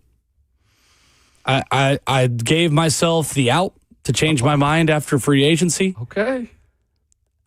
I am comfortable with the starters that they have in the front 7 today. Would I like to be more comfortable? Of course.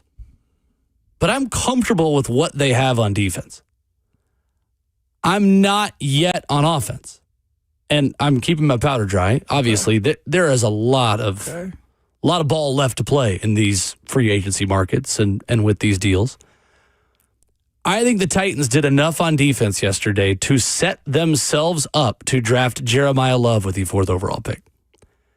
And at this point, I think you are now in significant need of weapons to surround Cam Ward with. And I think you've surrounded your edge rushers with enough interior, top-end talent that I think Femi Oladejo and Jalen Harrell could be fine for the Titans at edge as long as Jeffrey Simmons and John Franklin Myers are healthy. Would I like for them to add another edge rusher? Of course I would. Of course I would. And I believe they're going to. But I think they've set themselves up with the corners they have. They have raised the floor enough on defense for me to say, go get Jeremiah Love with the 4th overall pick. I never thought I'd get to this point. Wow. But I'm there. Wow. I'm not moving off of mine. I'm not. Not yet. We should do a poll on Twitter. Today? Today. Okay. With what's happened so far, because I'm still on Sonny Styles. Just based off the fact that you could defensively, if you get him and he's up the middle, like linebacker position to me somewhat sets up like offensive line. If you got a good one, they're going to be there for at least 8 years. And if you can really have the rush, the coverage across the middle, you don't need Alante to play in the slot. Or I just think it's multifaceted. The two best athletes in watching it to me is, to your point, Jeremiah Love, and Sonny Styles is top 3, top 5 as far as that goes. So we got more time to talk about that. We have months we to got talk so about much time. I'm not moving off Sonny yet. Okay. Not yet. 615-737-1045. We'll get a poll up here in a minute per Ramon's request. When we come back, a former NFL receiver, a legendary former NFL receiver, explained why he loves Juan'Dale Robinson. What Steve Smith's had to say about the newest Titans wide receiver after this.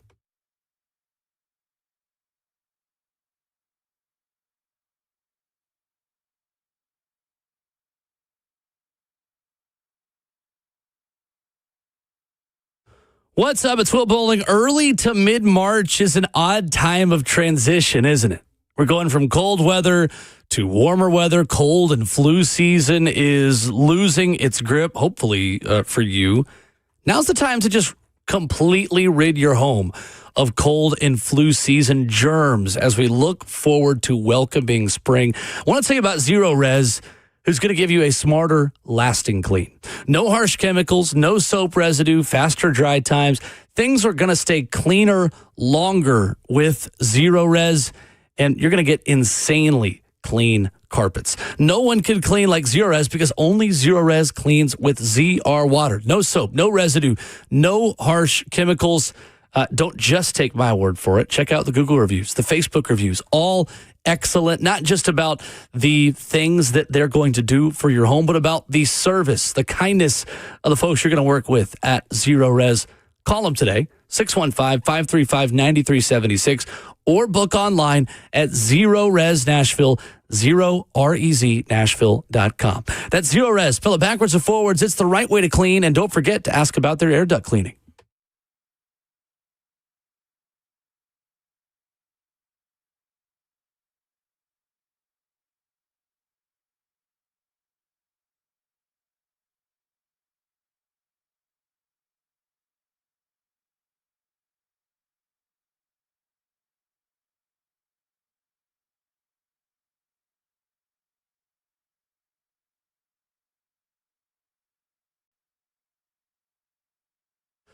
Are you tired of getting hammered by high interest debt, mortgage over 6%, credit cards and car loans at 10, 20%?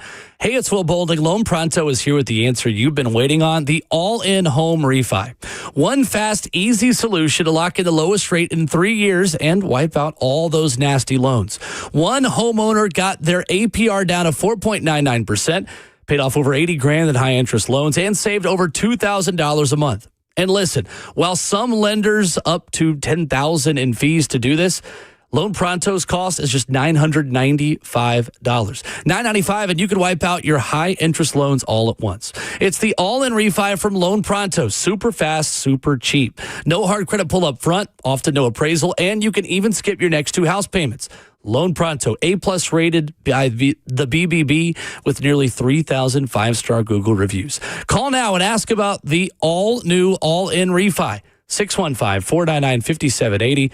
LoanPronto.com, 615-499-5780. Equal housing lender, NMLS 1661781. Visit NMLSconsumeraccess.org.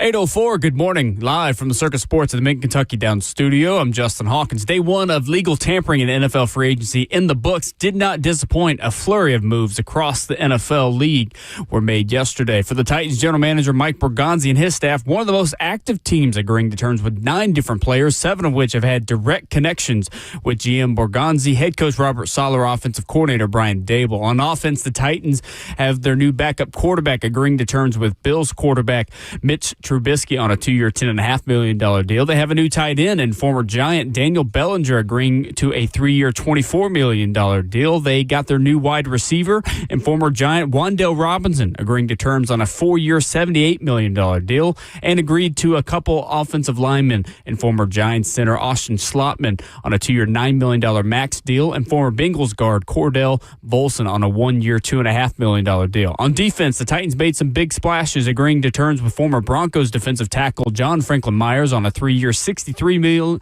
million deal, and bringing in completely reshaping the cornerback room with 3 different signings. Former Saint Alante Taylor on a 3-year, $60 million deal, former Giant Cordell Flott on a 3-year, $45 million deal, and former Chief Joshua Williams agreeing to a 2-year deal. For all your foundation repair and waterproofing needs, you got to go to USSTN.com. Breaking news at once on your home for the Titans and Vols. This is 104.5 The Zone.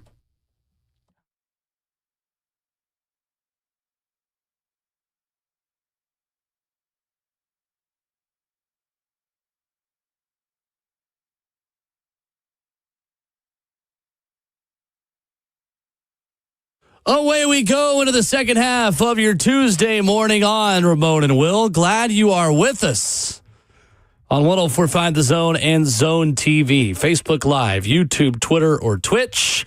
Austin Price joins us coming up in 15 minutes. Mike Giannitti of Spot Track at 9:20, answering the question we just got in the chat. And the question we continue to get the most, Ramon, how much money they got left?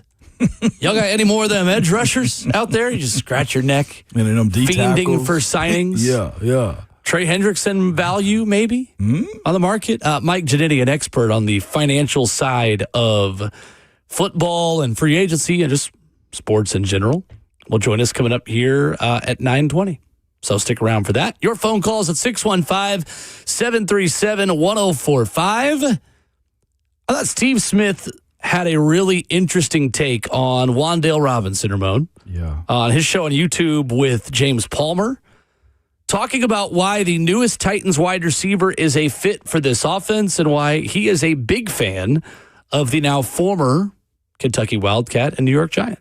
Man, he excels at finding spots in the defense. He's always sneaking behind the defense somehow, some way, behind the defenders, as well as anyone in this class. We talking about in this class, you got Rashid Shaheed, you have Mike Evans, you have Alec Pierce, but you don't have a guy who is sneaking behind the defense and just getting out, just leveraging and getting behind the blind spot of the defender, man.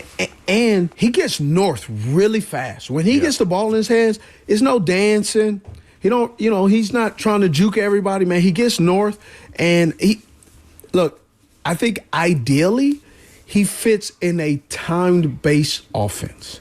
Yes. Right? That's on timing, where it allows you to run that lookie, run that pivot route, and all of a sudden, put his foot in the ground and get north. So Commanders, New Orleans, Minnesota, but man, I tell you, this is a place where Tennessee, San Francisco, those 2 places where he can really excel and help the offense because they're in need, but he's not a guy that's gonna command a lot of coverage. And that's one of the things that he does so well. He doesn't command a lot of coverage, but you find out the hard way that you probably need to put somebody on him because he can get behind the defense and make you pay very quickly. Great point. Ramon, you're a big fan of the Juan'Dale Robinson signing for a lot of those same reasons. I am. Just when you have a weapon like him that's shifty and get in and out of his routes, as Steve Smith said right there, having the ability to get behind the defense. Now, that comes with protection. Of course, we were just talking about Austin Slotman on the break inside of the studio over here and what he can mean for him. You're building a wall for Cam to be able to, as Steve Smith said as well, a timing-based offense. I think Cam operates that way. Drop back, get the ball out of his hand. I think that's going to be something that elevates his game even more so. You got to have a guy like Juan'Dale that can do it. The other part for me is the wide receivers are paid to do what? Catch the football. And I think that's an understated part of free agency. That's an understated part of the game when it comes to what guys' targets and receptions are. And Juan'Dale satisfies that if you're asking me for a guy that keeps the chains moving. A lot of time, whether offense works or not, I'm going to be honest with you, it matters. It boils down to have we made the first down? I think when we look at the Titans last year, it was 3 and out, turnover, 3 and out, or 4 plays and negativity. Flow of the offense is what I think Juan'Dale Robinson gives to you. And listen to Steve Smith speak about him as well. That's what this team is looking for. I think when you look at Brian Dable and how he helped mature Josh Allen as well, it was finding ways to get the ball out of his hand and create weapons for him. And that's what he does for him, too. On top of that, the speed component is whatever Juan'Dale is doing. As you heard Steve Smith right there mention as well, he catches the ball and go vertical. A lot of guys want to dance and play around with it. No, he catches it and go vertical, and that's where that hitting yardage and getting first down plays a part of it. I found a good stat via Next Gen Stats for Juan'Dale Robinson. Last season, he led all wide receivers with 622 receiving yards when aligned in the slot. For Cam Ward last season, in his rookie year, he had the 9th most passing yards in the league, 1,277 to targets in the slot. So it could tell you how he's going to be lined up in this Dable offense this season. No doubt. I think it's going to be interesting because you have Chim DK. Giants didn't have Chim DK. Juan'Dale Robinson still did line up at a career high amount of times on the outside last year, too. Juan'Dale did. We'll say they have Chim at home. The Giants do. His name is Jalen Hyatt, who's yet to take that next step. I think his name was Juan'Dale Robinson. Yeah. I mean, I think that is actually what is interesting to me about this. I heard Matt Harmon say this on the Athletic Football Show yesterday. Juan'Dale Robinson kind of makes Chim DK not really a part of this offense as much. If you're going to use him the way he was used the past 2 seasons in New York and really a lot of last season, to that point about him lining up in the slot, that's Chim's role. Yeah, that's true. So on one hand, yes, you did get better. You do have a chain mover. On the other, you still kind of have the needs that you had to begin with at the outside. Yeah. Because, he played, I think it was 45 to 50% of the time on the outside last year. That's still a mostly slot receiver. No doubt. Juan'Dale Robinson. But we spoke about Chimray DK yesterday and the idea of what are you asking him to do based upon these signings. Chimray is going to be and should be focusing on being an all-pro returner and weapon for this team in other ways. If you need him to go deep, he's got the speed to go do it. I do think personally with Juan'Dale Robinson being signed here, you find the ability to find ways to make him a one-trick pony on offense. And there's nothing wrong with that. Nate Washington would tell you, former Titan, former Steeler would tell you that was his specialty. I watched Mike Wallace take the top off of defenses. We've seen numerous guys have this specialty in their game, whether they're running long transcontinental routes like Coach Mack say with underneath routes disguising it. I do think you add more to his game. You strategically place in Chimray moving forward now. You don't have to make him the main character. Let's get to Peyton in White House real quick before we get to Austin Price on the other side. What's up, Peyton? Hey, good morning. Morning. Morning. I was just going to say that, good morning, Ramon. I'm a Notre Dame fan, and I've had the privilege of watching Jeremiah Love for the past few seasons, and I've never been more excited about a running back than I have the past 2 years, and he's definitely, probably in my opinion, is the best player in the draft. And I think he's a little bit of Jahmyr Gibbs-esque with a little bit more explosiveness. I think if we do draft him, he'll bring something that the Titans probably haven't had since CJ 2K. And if he would have been splitting carries with Jadarian Price, which is probably maybe the second best running back in this class, he probably would have broke a bunch of national records. Thanks, guys. Have a good morning. Thank you, Peyton. Appreciate the call. Appreciate it, Peyton. There are a lot of people who share that opinion with you. The love train is getting loaded. I'm on board. Austin Price of AllQuest joins us after this.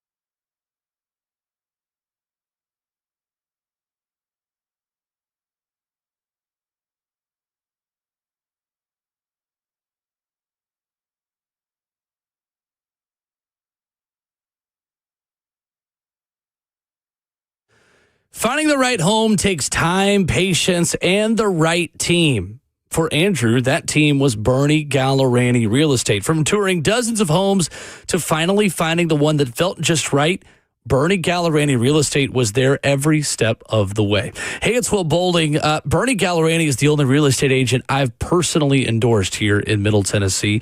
And for Andrew, they were always available, always willing to make time, and always focused on his best interests. When it came time to negotiate, they went to work and delivered real results. It's more than just a transaction with Bernie as well. Andrew felt like he was treated as a friend, not just a client. If you want a real estate team that puts in the time, fights for you, and makes the entire process feel personal, call Bernie Gallerani Real Estate today and trust Bernie, who is the real estate agent with the 30-day guarantee here in Nashville. There's no risk to you. He guarantees to sell your home in 30 days or less, or he'll buy it. So take the stress out of the real estate process by calling Bernie Gallerani at 615-428-2644 or check him out online at BernieGallerani.com. That's Bernie Gallerani Real Estate at 615-428-2644.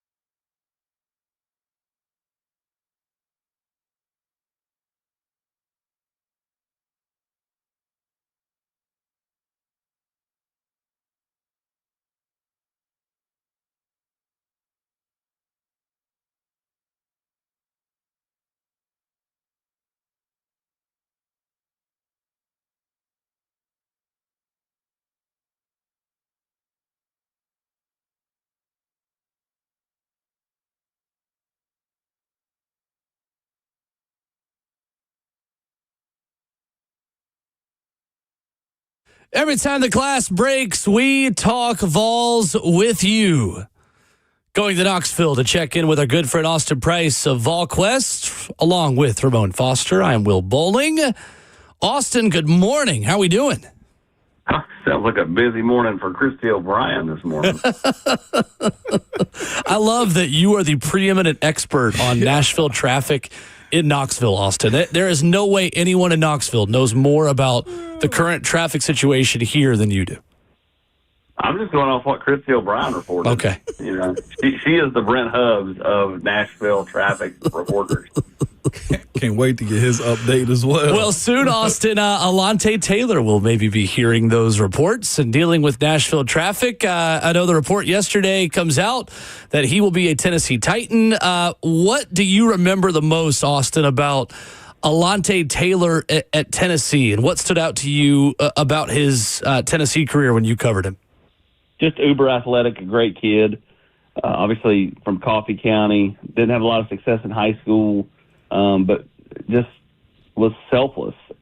Came here as a receiver, quickly moved to defensive back, long, athletic, has had a really nice run with the Saints, and I think it's a fantastic pickup for the Titans, and obviously him getting to come home and play for his home state, I think was a big deal, and the Titans obviously took care of him pretty well financially, $60 million over 3 with 42 guaranteed. Pretty neat for a mid-state kid to be back in the mid-state play, and again, just a great kid, man. One of the best to deal with. We'll be shocked if you guys don't just fall in love talking to him. I love it. Well, we're excited. I know a lot of Titans fans excited as well. Austin, as you look at spring practice getting started in a week and Tennessee football starting to kick things back into high gear after a little bit of time off, if I were to ask you, Austin, besides the quarterback competition and taking that out of the equation, what are you most interested to learn about this Tennessee team in spring practice? Offensively, it's who's going to be opposite Mike Matthews and Braylon Staley. Is that Radarius Jackson? Is it Travis Smith? The competition there, to me, is going to be pretty fierce. Where's Tristan Keys at early on as an early enrollee? Defensively, I'm watching the safeties because everybody's clamored for some change there. You obviously have the defensive staff changes, a new coach in Anthony Poindexter, and some new faces back there with DeJuan Lane and TJ Metcalf. So I'm watching that position. That's the one I'm probably more intrigued to watch than any of them during spring ball. Speaking of the wide receivers and rotation, where does Tristan Keys fit in this wide receiver rotation, man? How much competition do you expect there? And also, I know Heupel's managed 5 stars before with Mike Matthews, but how does this, second time around for him at wide receiver is going to work with the management of Tristan Keys, and if they want to fit him in, or just how will he earn it? Well, he has to, as you said, he has to earn it by being consistent, knowing what to do, not having mental busts. If you can do all those things athletically, he's really talented, really gifted, and I have no doubt that he will make his way to the field. It's just about the mental side of things, picking up the offense in year one, which has, not been as easy for a lot of the young receivers, but it's doable. Again, he just has to pick up the mental side, because I do think physically he's as gifted as they come. So there's a lot of excitement around him. I think this spring is more about just kind of dipping your feet in the water and kind of going in the right direction, and then build on that over the summer heading into fall camp when he's really got to hit the gas. We're talking with Austin Price of VolQuest on 3 this morning. Austin, this is where I get a little iffy, man, at this time of the year. A little spring break, not on the daily regimen in the weight room, and they got a weight room coach now, Derek Owens, that is, I think, is as strict and as professional as anybody have, man. What is that check-in going to be like for the guys coming back from either South Beach or back home for them and the strength and conditioning staff from spring break? Well, they'll check in when they get back in town, this coming weekend. And, all the coaches, including Coach Owings, are enjoying spring break right now. And they are, focused on getting a little family time before spring ball starts, because it's been a really nice ramp up to spring practice, and it will continue once spring ball gets here right into summer conditioning. And, for Derek Owings, I know he's hoping that those that have put on weight, or even those that, let's call it George McIntyre, maintain. That's the key in a lot of this. It's not did you add weight over spring break. It's did you maintain. You left at 200, are you back at 200, or did you come back at 196 and we got to re-put the 4 pounds back on to get back to where you were?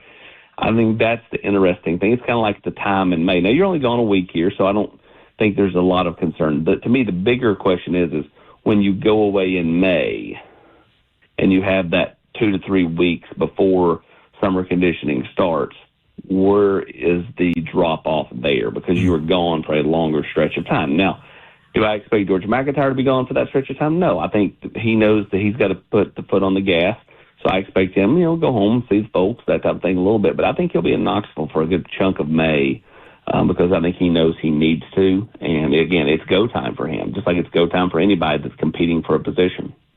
Austin Price of VolQuest, our guest this morning on Ramon and Will at Austin Priceless, or you get him on Twitter.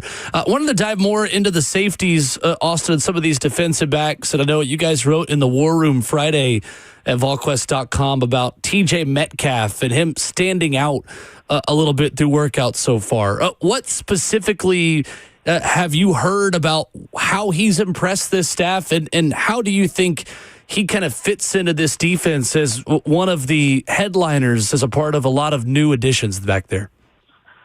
Smart, intelligent, experienced, and, obviously a bigger physical safety that can pop and lay the wood, and, coming downhill, playing physical. And I think that's what he brings to the table more than anything. But to me, it's just his, ability to adapt mentally and just his experience. That goes a long way. When you're experienced, it just matters. And that goes for any position. And, I think that will help him as he competes here. Austin, you guys wrote at VolQuest.com, and you specifically wrote at VolQuest about Omari Sanders, a Vanderbilt commitment, a very talented player from right here in Nashville, over at FRA at Franklin Road Academy. Taking a closer look at Tennessee, what can you tell us about the Vols' process of this recruitment and in their desire to get Omari Sanders to flip to the Big Orange? Tennessee's never given up hope there. And they've continued to recruit him. He started to really hear a lot from William Inge. And there was a lot of question about what is Omari Sanders, right? I mean, he plays safety there at FRA, but he's such a big kid, 6'4", 210 pounds. He's only going to get bigger, right?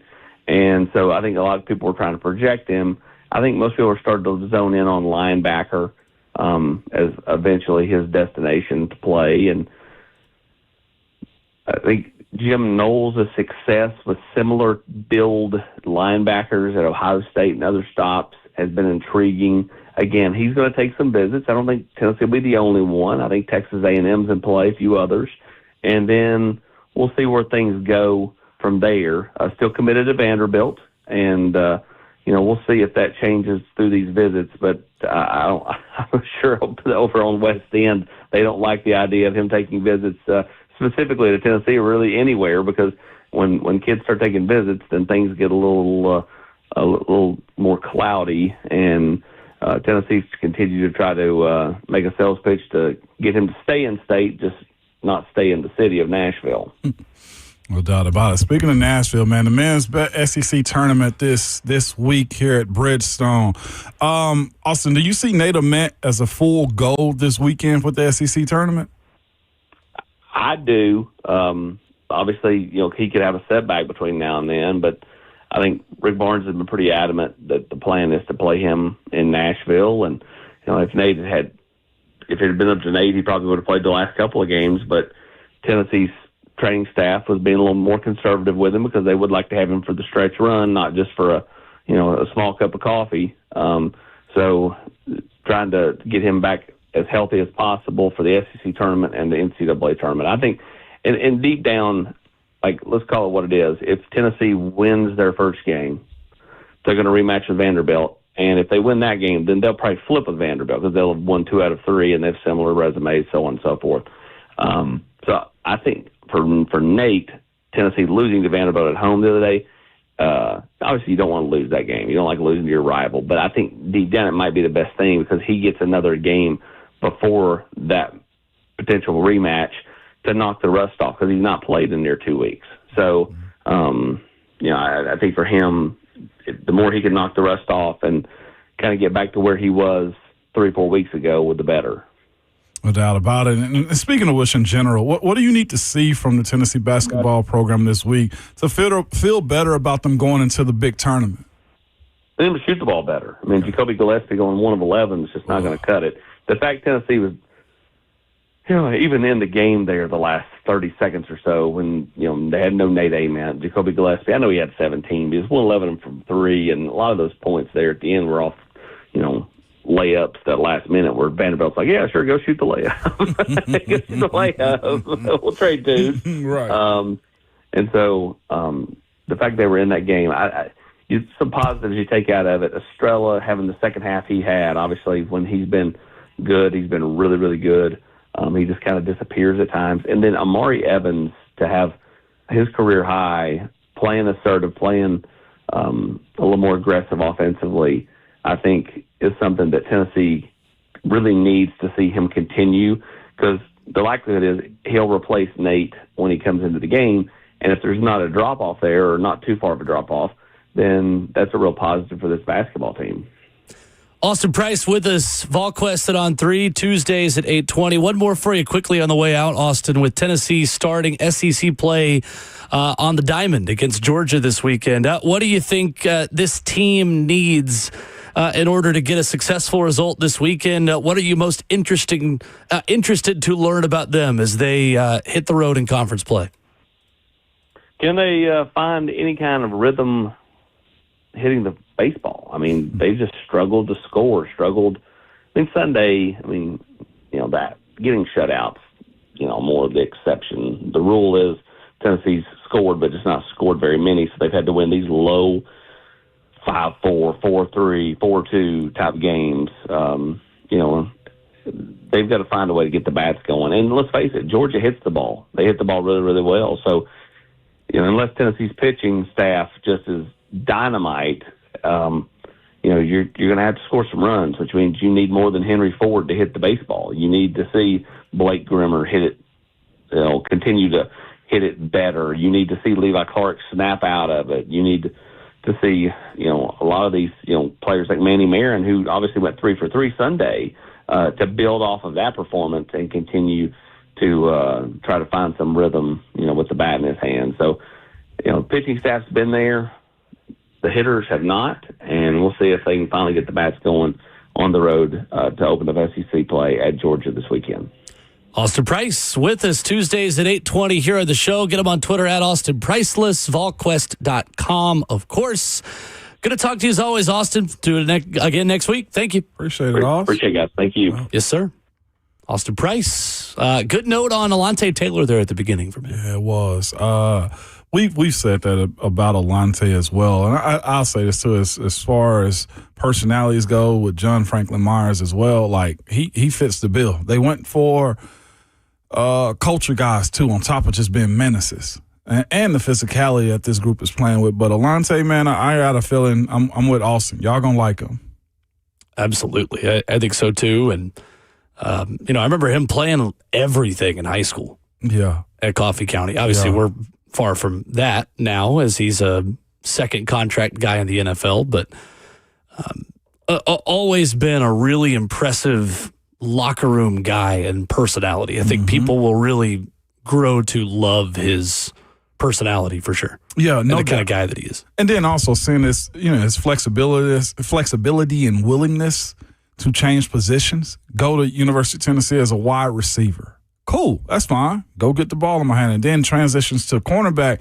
One thing you worry about in those moments when you see offensive guys go do defensive things is, do they have the physicality? Do they understand the zones that they're playing? And you understand how to get open, but do you understand how to cover? And if you look at Alante's production in the NFL at defensive back, I think it tells you a lot about what he's willing to do and how good he got at it as well.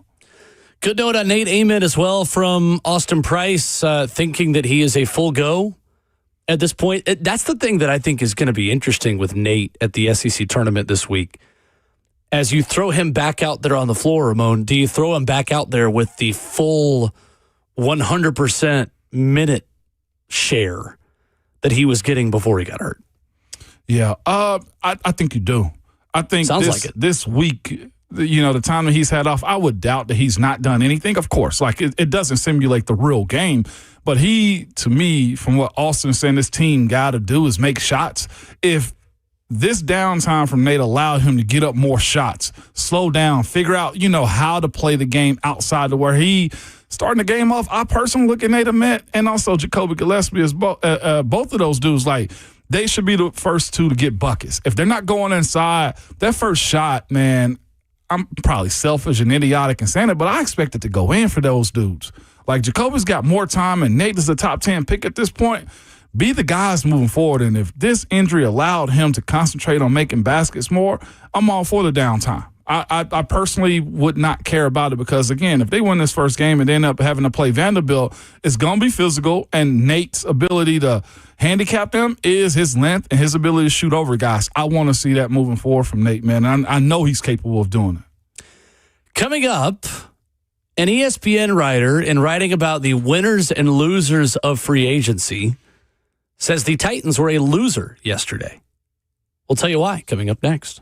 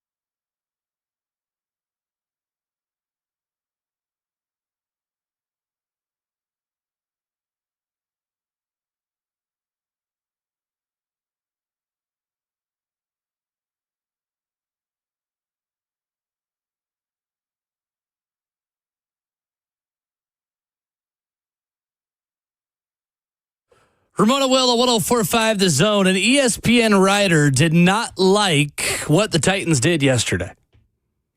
Bill Barnwell of ESPN.com, Ramon, has the Tennessee Titans as one of his losers on day one of free agency. Here's what he writes. The Titans came into the offseason with more money to spend than any other team. They had $85 million in cap room, a figure that could have risen even higher if they had moved on from Calvin Ridley and L'Jarius Sneed. He says, I wouldn't be shocked if one or both still gets released or traded in the days to come.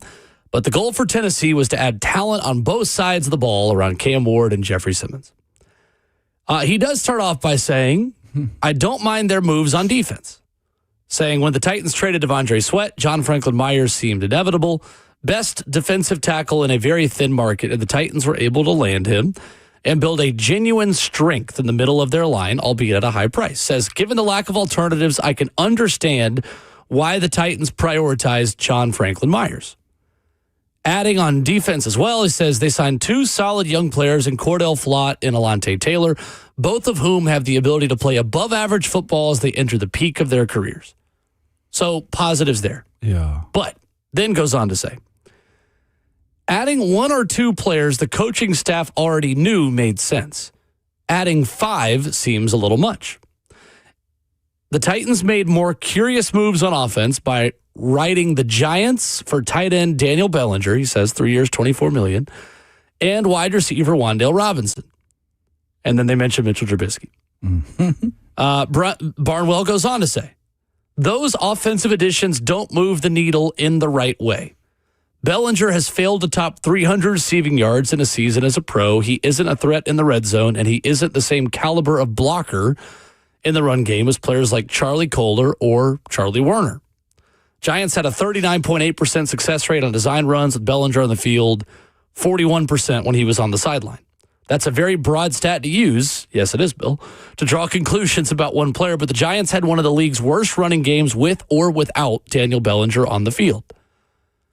Goes on to say about Juan'Dale Robinson, there's a role for him in the right offense and the right deal, but one of the things the Titans already had was a gadget receiver in Chimere Dike. They're already making a $19.5 million per year bet that Robinson is a more complete wide receiver than he has led on for the vast majority of his whole career. I know I'm rambling, but this is the end of his speech. Will the Titans be better in 2026? Yes, but they came into Monday needing playmakers for Cam Ward, edge rushing help, and significant investment in the secondary. Between Flott and Taylor, they solved the latter, but I'm not sure they meaningfully addressed either of the first two problems. Thoughts? It's right where you need to be quite honest with you. I feel like the way that article is written by him, it's a matter of him wanting the Titans make big splashes. Go after the big name. Sign the biggest guys on the market because you got a good bit of money to spend in free agency. And I told you before, I felt like this signing cycle for the Titans is more about setting a foundation. It's getting back to zero. When you are 3-14 on the season, you're not trying to flip your entire roster or just projection personally if you're trying to do it right within one calendar year. Do you want that? Absolutely. Do you want what the Patriots did in 2025 if you're a team? Yes, you're going to get that. You're going to say yes to that 10 times out of 10, I feel like most people. But living in the reality of what the NFL is and how you build a roster, a sustainable roster, I felt like what the Titans did was the appropriate way of building, sustaining, finding, again, the ability to get back to even. If you looked at this team, and Bill Barnwell is a very smart guy. He's very analytical of the league as well. If you look at this team over the last, since I've been covering, let's go to the last 3 to 4. They've attempted time and time again, cycle after cycle, of saying, we're going to buy wins. We're going to find ways to get the hottest guys. We're going to make this exciting for you guys. And it's netted you nothing, right? Those are the things that you find yourself into when you follow this protocol that Bill Barnwell is saying. You got you 3 corners in this room that's building debt. You got one of the best premier rushers in John Franklin Myers. You already traded for Jermaine Johnson. You found a tight end, even if he's not your star. How many star tight ends are in the NFL in general? You got a guy that's fluid. I feel like when you're looking at Daniel Bellinger, the tight end that they just signed from the Giants, he's a hybrid. He blocks good enough. He can make plays for you, And when you look at the types that they brought in, they're big athletes other than Juan'Dale Robinson. Like, I don't think anybody's expecting Juan'Dale to be the best wide receiver in the entire NFL this year. You signed him at a contract that was appropriate for his services, is the way I look at it as well. It's not dumb in the approach that I feel like they took this cycle to get themselves back to being competent. And I think when you look at the way this article is written again, it's all about how exciting can you make this for me as a writer and an analyst of the NFL. I think there are some fair critiques there that, honestly, though, are less applicable when you consider how long free agency is. Like, I don't know, they've had one day. They have the draft. They went with what they know. Albert Breer wrote about this at SI.com this morning, and I think he's dead on about it, saying the logic is sound, and they followed a blueprint that worked for the Commanders in 2024 and the Patriots last year, leaning into a new coaching staff's existing connections to selectively and very aggressively pick off free agents early in the negotiating period. By doing it, the guys you're acquiring are known commodities and can become instant torchbearers for your program. That is something that you don't often get in free agency, is known commodities. You are mitigating risk by trying to raise the floor of the organization by bringing in a lot of people that you know who they are in the locker room, on a Wednesday in the meeting room, on the practice field. And that's not the biggest reason why you sign these players. You sign them to do a job on Sundays and sometimes Mondays and Thursdays. But ultimately, mitigating risk is a good thing for an organization that swung and missed on a lot of free agents. Yeah.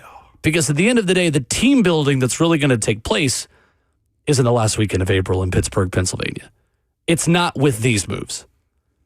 We don't want to be spending this much money. It's exciting right now. It's fun to talk about. We don't want to be doing this much longer, spending all this money on day one of free agency. So how do you mitigate the risk and guarantee most confidently that you're going to be able to do that? Well, you go with the high floor options.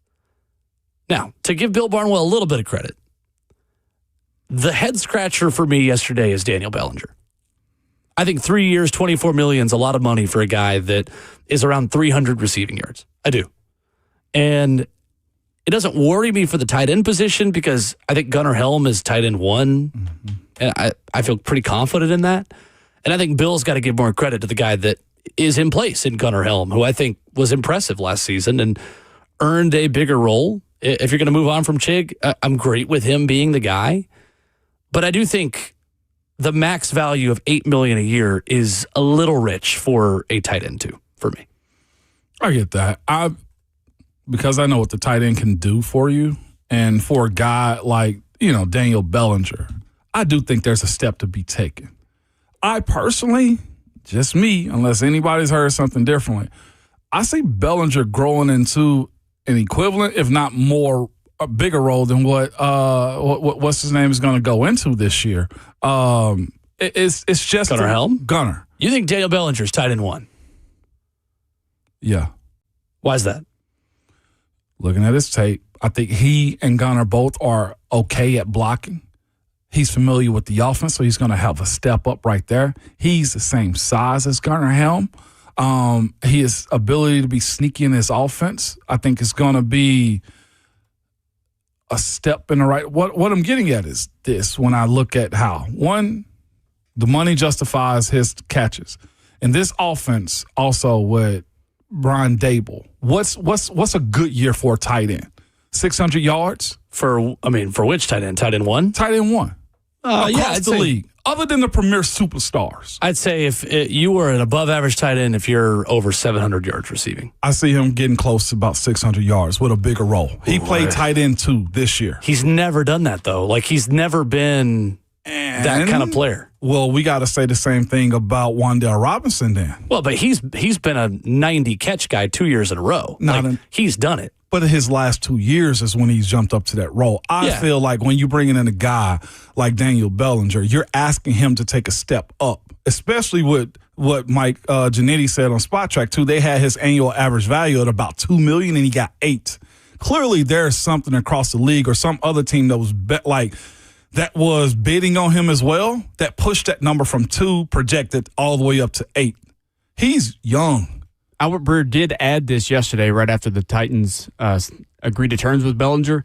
2 free agent tight ends that more teams were asked about to Breer in the last few days that he did not expect were Charlie Kolar and Daniel Bellinger. And then the 2 teams that got him were the Chargers for Kolar and then the Titans with Daboll. Mike McDaniel and Brian Daboll. I think there's more on the bone with Daniel Bellinger. I'm not putting all of this on Gunnar Helm's plate. I think TE1, in my personal opinion, is Daniel Bellinger. I think, too, you're going to see them more in 2 tight end personnel. And I know we got a tweet from, where was this? Jay, who says, hey, Ramon, tell Will he's got to do his homework on the Earnhardt-Perkins system. Wan'Dale Robinson won't phase out Chim DK. This system has played with multiple slot players together for Amendola and Edelman, Moss and Welker, and yes, Belichick will put Moss in the slot, yada, yada, yada. I understand that. I understand there's a room for 2 slot receivers on the field together. How much are you really, though, in 10 personnel? In 1 back 4 receivers? I think you may see them be more in 12 personnel and have more 2 tight ends out there, 2 receivers at a back, as the league pivots more towards heavier personnel being versatile to run or pass out of. I think Cam's the X factor in that conversation. How so? Weapons. Just what do you mean by that? Weapons. Having guys that, to your point, to have your speed. I think Chimray can end up being a deceptive playmaker for him, to where everybody's going to watch the underneath, and then you got speed down the field. That's the reason I look at Daniel Bellinger as one of those guys that's going to end up probably having more yards than I think he's ever had in his career. One, because, again, it's the same thing that Alec Pierce meant. If you pay me wide receiver 1 money, I got to start getting wide receiver 1 targets and yards as well. I'm not saying that's the end-all, be-all when it comes down to how this league is set up, but you don't pay for a Ferrari and just, well, yeah, you do pay for a Ferrari and let it sit. You don't pay a high amount of money to just let stuff sit in for most people in this world, not in the sports world. And that's $8 million a year is Pat got 12. Like, that's a step below. Like, he's going to eat, in my personal opinion. And I think Chimray is still a part of it as well. And I think, of course, if they don't stick with Calvin Ridley on this team, then you're going to have to evolve it as where everybody, like 5 wide receivers is 1. There was one big surprise yesterday in free agency. What about Mike Evans going to San Francisco? Would you have rather done that deal or the Wan'Dale Robinson deal? We'll talk about it next.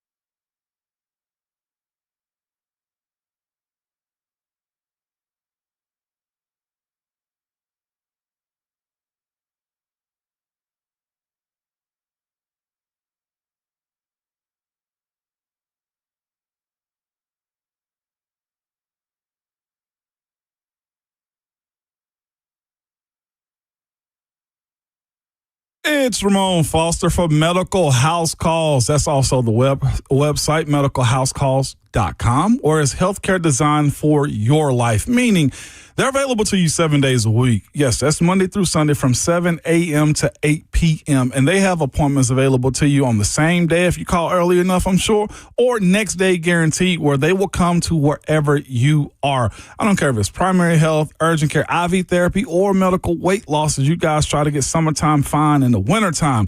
They do it all for you. But the best part about it, they do it on your time and on your schedule and at the location that you request for them. As long as it's somewhere, I'm sure that's safe for all parties to involve, so that they can administer what you need, they will come to you. For a flat fee, you can get an evaluation, full exam, treatment plan, and prescriptions if you need it. And here's the cool part about it. They know work schedule and kids and all the things just throw you off your schedule, or you can't check in or check on yourself. Well, they're bringing it to you.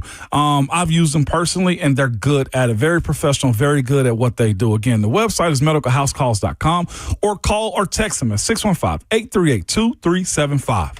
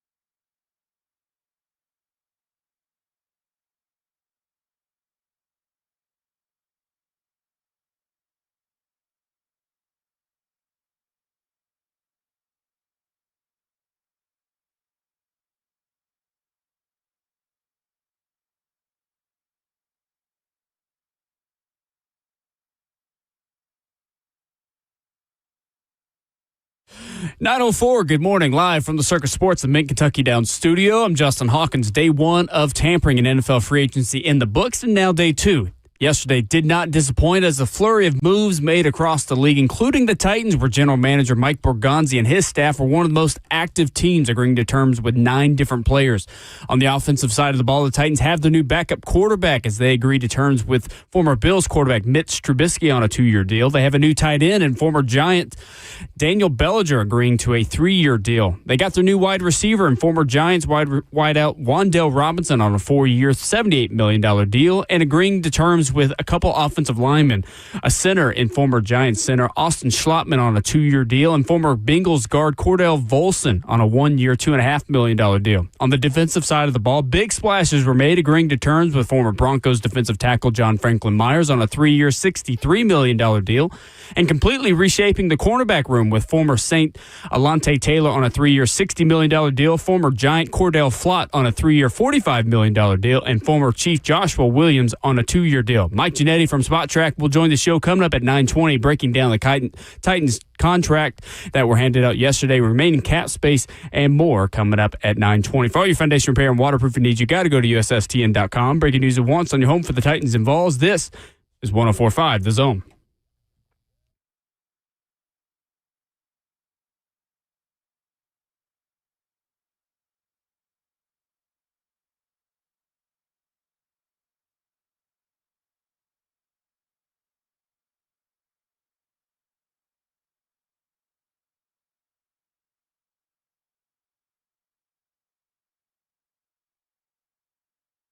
Fourth and final hour of the show on Ramon and Will. Glad you're with us. Welcome in on 104.5 The Zone and Zone TV for 60 more minutes. Kicking off your Tuesday morning. 615-737-1045 is the number. Ramon Foster here. Justin Hawkins, the birthday boy.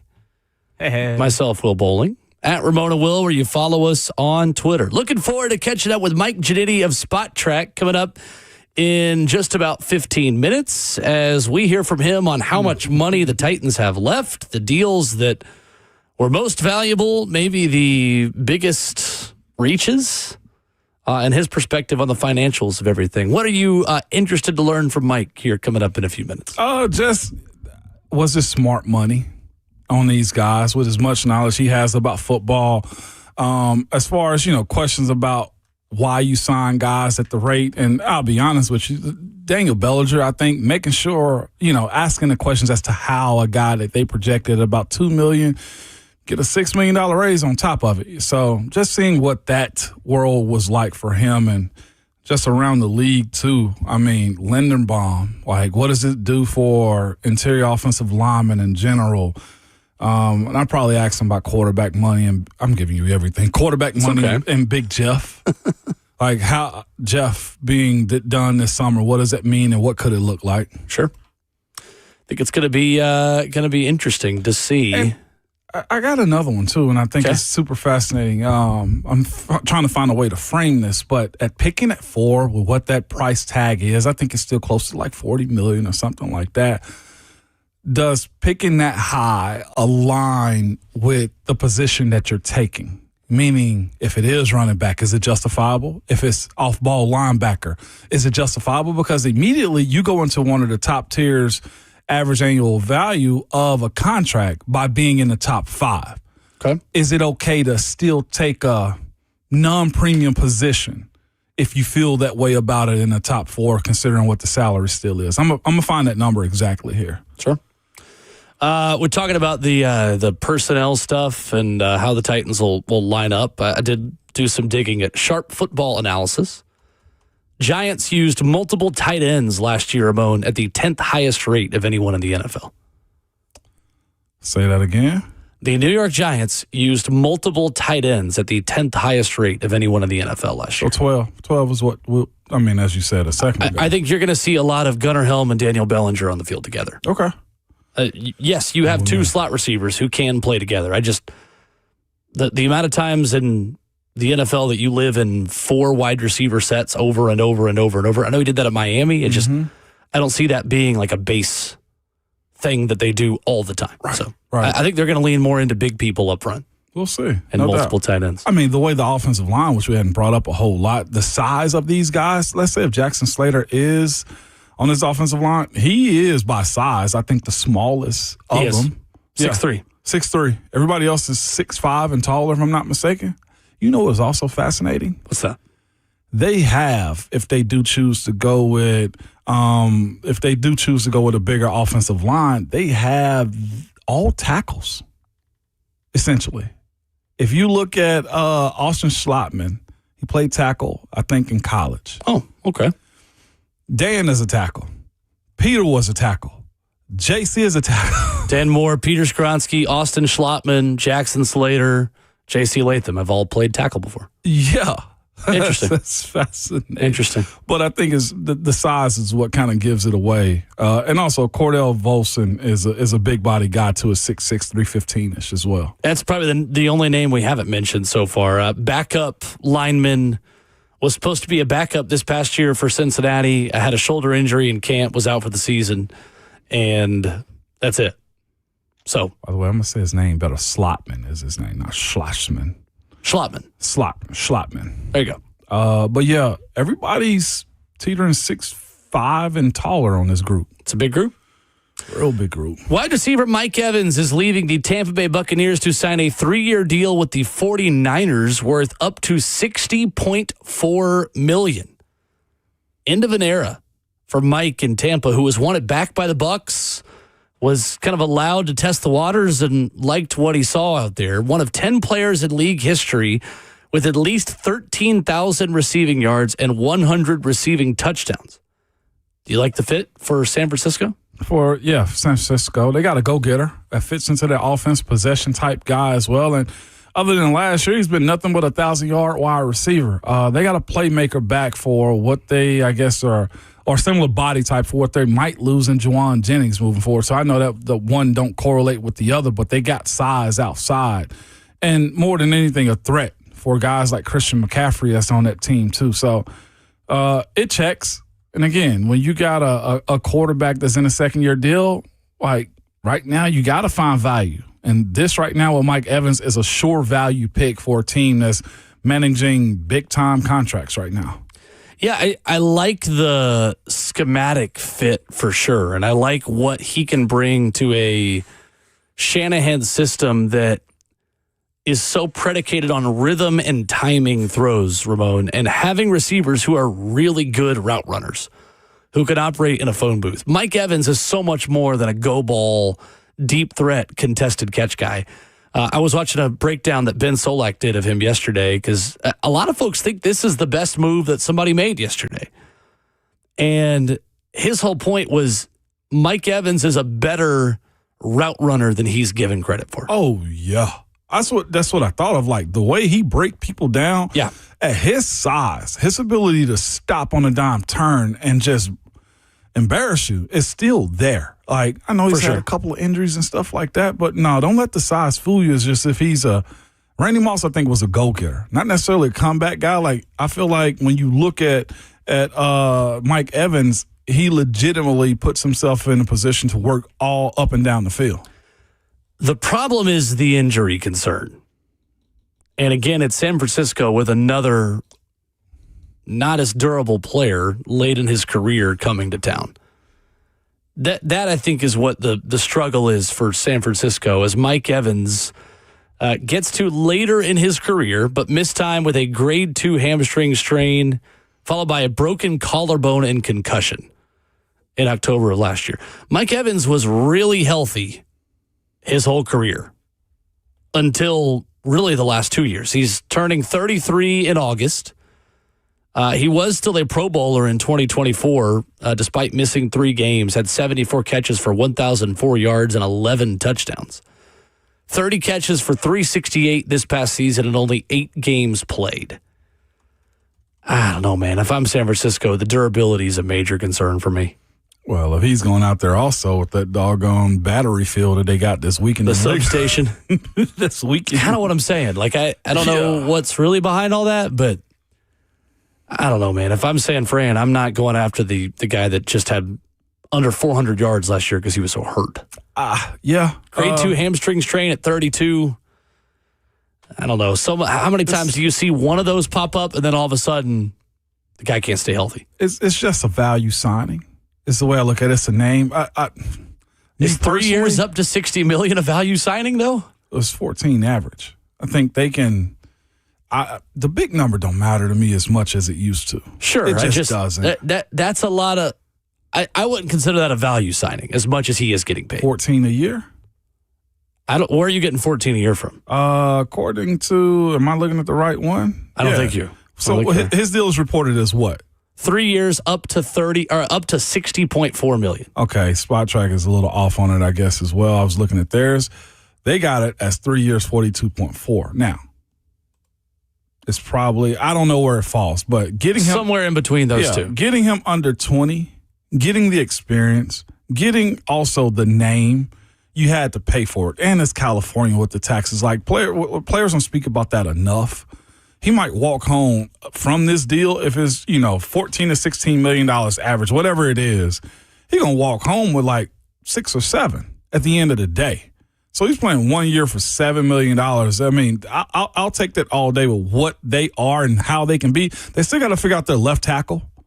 They still got to, see if Brock Purdy's going to end up being the man as well. So I'm not mad at this one. It is 3 years, 42.4 with a ton of incentives.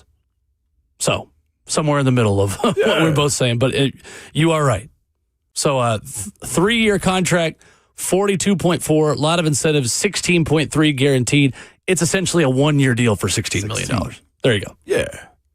Mike Giannini of Spot Track works through the financials of new Titans contracts after this.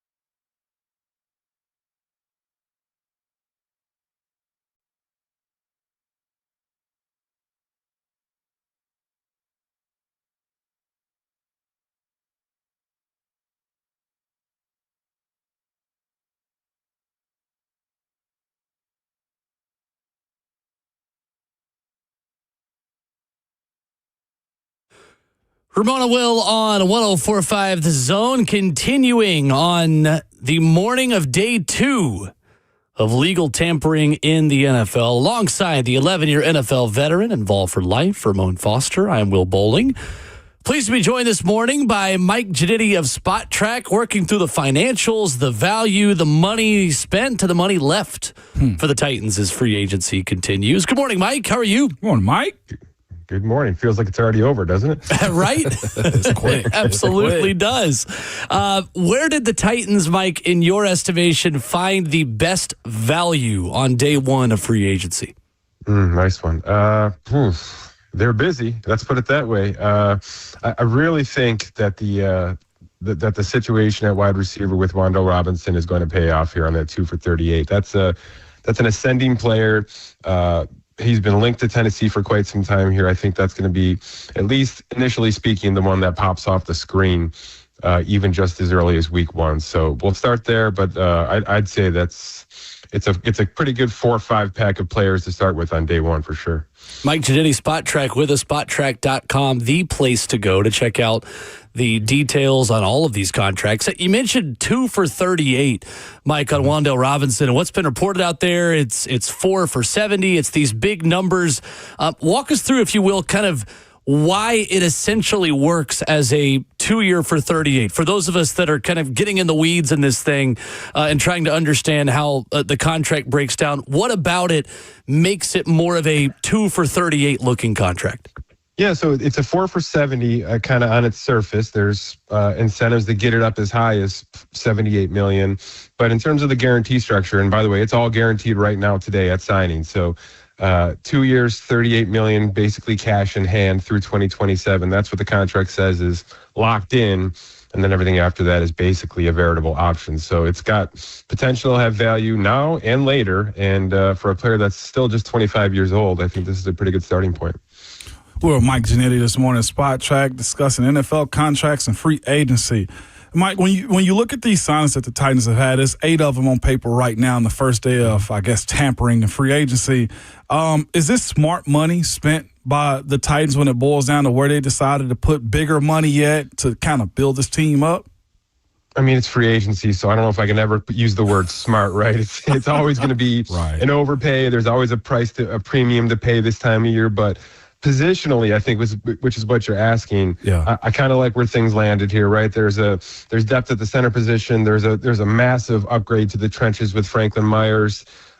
We talked about Juan'Dale already. I think is an eye-popping piece, and then 2 legitimate, maybe top 5 available cornerbacks coming into the fold on really what's a combined $75 million guaranteed.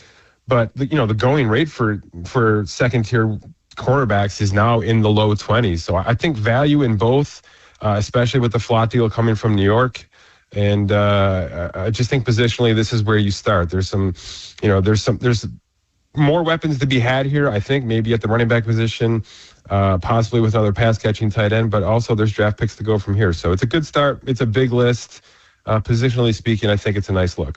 And Mike, that's kind of where I wanted to go with you. Like, do we have to, as fans and spectators of the sport, specifically the NFL, do we have to recondition our minds into that conversation that with gambling, with TV deals, with so much, that the NFL is growing? You mentioned, Daniel Bellinger, and some people probably look at his numbers and me personally say, well, that seems like starter money. Is this just be a part of the team because you're solid type money that the NFL is pushing out more because it's grown so big in the last, 3 years, I feel? Yeah, I'm trying to spin that take right there to a more positive world, which is it's a good thing that the middle class players are earning more than we think they should be, because you're right, the league is as rich as it's been. The cap is rising 9-10% a year. We need the player pool to be increasing along with it. So it's not just star players, but, crashing out in free agency. We're seeing, you mentioned Bellinger. We saw, Charlie Kolar out in Los Angeles get basically the same contract. These are primarily blocking tight ends. We saw, a fullback in New England and Reggie Gilliam get basically an $8 million guarantee. That's new money for that position. So I do think the importance of smaller roles is finally financially being converted, and I do think that's part of the league being so healthy, but also teams understanding that there's value up and down the 53-man roster right now. Mike Giannetti, a Spot Track, our guest this morning here on Ramon and Will. You mentioned the corner additions, Mike, and with Alontae Taylor specifically, for a player that has played so much nickel in 2025 for the Saints, he did play outside more in 2024. Reading into his contract at 3 years, $58 million, in the way that it's constructed, is it a fair assumption to say with the dollar amount he's getting, that's outside cornerback money? Or can you see a world where Alontae Taylor, with the way this contract is set up, could still be a nickel for the Titans in 2026? Yeah, the versatility is something you're buying for sure. And, to have him under that $20 million per year mark, especially on a 2-year guarantee, I think is just a win. That's one of those where that's a player we've established probably for a couple of years now that this is going to be one of those guys we're looking at because of all the versatility. And I do think that's a big win, just to have him in your locker room to kind of assess what you're going to need, because you're going to continue to add to this secondary. There's no question about that. That's a big need for Tennessee throughout the rest of this offseason. So where things land in the draft could change positionally where he ends up week 1. But this contract, I don't think dictates either way. We've seen nickel corners really kind of soar into the mid-teens in terms of average salary over the past couple of years. So he's kind of right there when you're talking about both sides of it. Well, Mike, this fan base has asked us a lot of questions about, well, how much do we have left? How much can we still go do? Trey Hendrickson is still out there. The Titans are still in need of an edge. Where do you have the Titans in terms of cap space remaining, and how aggressive do you think they can still be today? To your point, it does kind of feel like it's over, but how much can they still do as day 2 of free agency gets started? I'm still short of about 4 detailed contracts, so just disclaimer on that. But as of right now, there's still about $50 million of space to work with. So, even if you're putting $5 million cap hits on those 4 deals, let's call it 30 just for safety, and that's still enough room to wiggle with. And by the way, there's still plenty of ways to create more room, with the Dan Moore situation, the Calvin Ridley contract if needed, and certainly with Jeffrey Simmons, whether that's an extension or a conversion here late in the summer. So I don't think there's any concern today, and there won't be through the balance of this free agent season in terms of cap space with Tennessee. It's simply how much cash do we want to hand out and how aggressive do we want to be updating and improving this roster. We're joined by Mike Giannetti of Spot Track this morning, our cap and salary expert here. Mike, also, you speak of Jeff and how much money the Titans still have left over. First team All-Pro, Pro Bowl, double-digit sacks. What's a projected deal look like for Jeffrey Simmons, in your opinion? Well, I can tell you what the first. Yeah, I do. I can tell you what the model says. The model says over $32 million. The model says Chris Jones money, and that's what we're doing over here in terms of the calculations. He's still 28. There's a lot of boxes to be checked with this next contract for Jeffrey Simmons. And look, I think a month ago, before this roster kind of looked like it does right now, it was more of a situation where we probably ride this out and he becomes a trade candidate at some point. I do think it makes sense to keep him in the fold now, despite the fact that it's going to break the bank, that you're probably going to have to push him near or above the top of the DL market in the history of football. But that's just what he's been. That's what the age says it should be, and this is just math. This isn't even me saying logically. I think this is where it's going to be. It's about 3 for almost $100 million on his extension right now. And as I'm sure somebody's listening to him is grimacing at that number 4 D tackle, again, we have to recondition ourselves to what the league is making. What I'm having a problem with, Mike, just around the league is the Miami Dolphins pay $99 million to see Tua walk out of the door. Mike, what's to be done for the quarterback market, specifically the second contract, first round guys for the future of the NFL? Because he's not the only one. Deshaun Watson situation is still pending. I know Houston probably got to make a decision on C.J. Stroud. How are we looking at that market moving forward for the health of the league? Yeah, Kyler's obviously on his way out with the post June 1st, so it's a fight or flight kind of situation, right? And it's such an in-demand spot that if you have even one good year of those first 3 years of your rookie contract, you're probably locking yourself into that second contract. That's where we are. Will that change? We'll see. I think Stroud and Bryce Young are going to be phenomenal test cases for this because both have had, at least a decent look, but also super, super big struggles, a big sophomore step back, a lot of inconsistency. We will see how those two organizations handle those situations because it will only take one team, I think, to not pay that top draft pick before we get ourselves into a situation where more teams say we've got to be smarter. Because right now it's simply the quarterback is asking for money and we're handing them the money. I will say this, though. Part of the conversation we're having where the cap is exploding and everything has to be sort of reconditioned and pushed forward is the dead cap side of it. So teams are able to do these kind of crazy things like the Tua move and the Kyler move and the Deshaun move and kind of still stay afloat and still stay relevant and maybe even become playoff contenders the following year, as we saw with Denver and Russell Wilson. So I'm not going to say this is like a back-breaking situation, but it's certainly not healthy to be, be paying somebody $50 million to go away and taking on a $100 million dead cap hit. Mike Chiditti, Spot Tracker guest this morning on Ramon and Will. Another Titans extension that could be on the horizon is Peter Skoronski at guard. And with his fifth-year option decision coming up and the way that takes in the totality of all linemen, not just interior linemen for Peter, what is the kind of the logical next step, Mike, in your opinion, for a Peter Skoronski deal? And what kind of money could he be looking at in an extension? Yeah, he's about a $20 million player according to our model, which I think does kind of fit the bill for all things inclusive. A little bit of an inconsistent start, but he's really come out on the back end here. You're just not going to screw around with his offensive line too much. So if the going rate is slightly higher than that, and oh, by the way, we just had a center pass the guard market. Yeah. So that's not going to help current guard negotiations, let's put it that way. But I do think the $20 million mark is at least a good starting point for where things need to be over the course of the next 3 to 4 years. So does the fifth-year option make more sense for him in the interim, or is this a situation where you feel like you probably get a deal done before it even gets to that point? No, you're going to exercise that because it sort of extends your lifeline a little bit and put some cash on the books already. And then you just tack on 3 years of it, make it a nice 5-year deal. Got it. Spread the cap around a little bit and make sure you have some control over the next 2 to 3 seasons.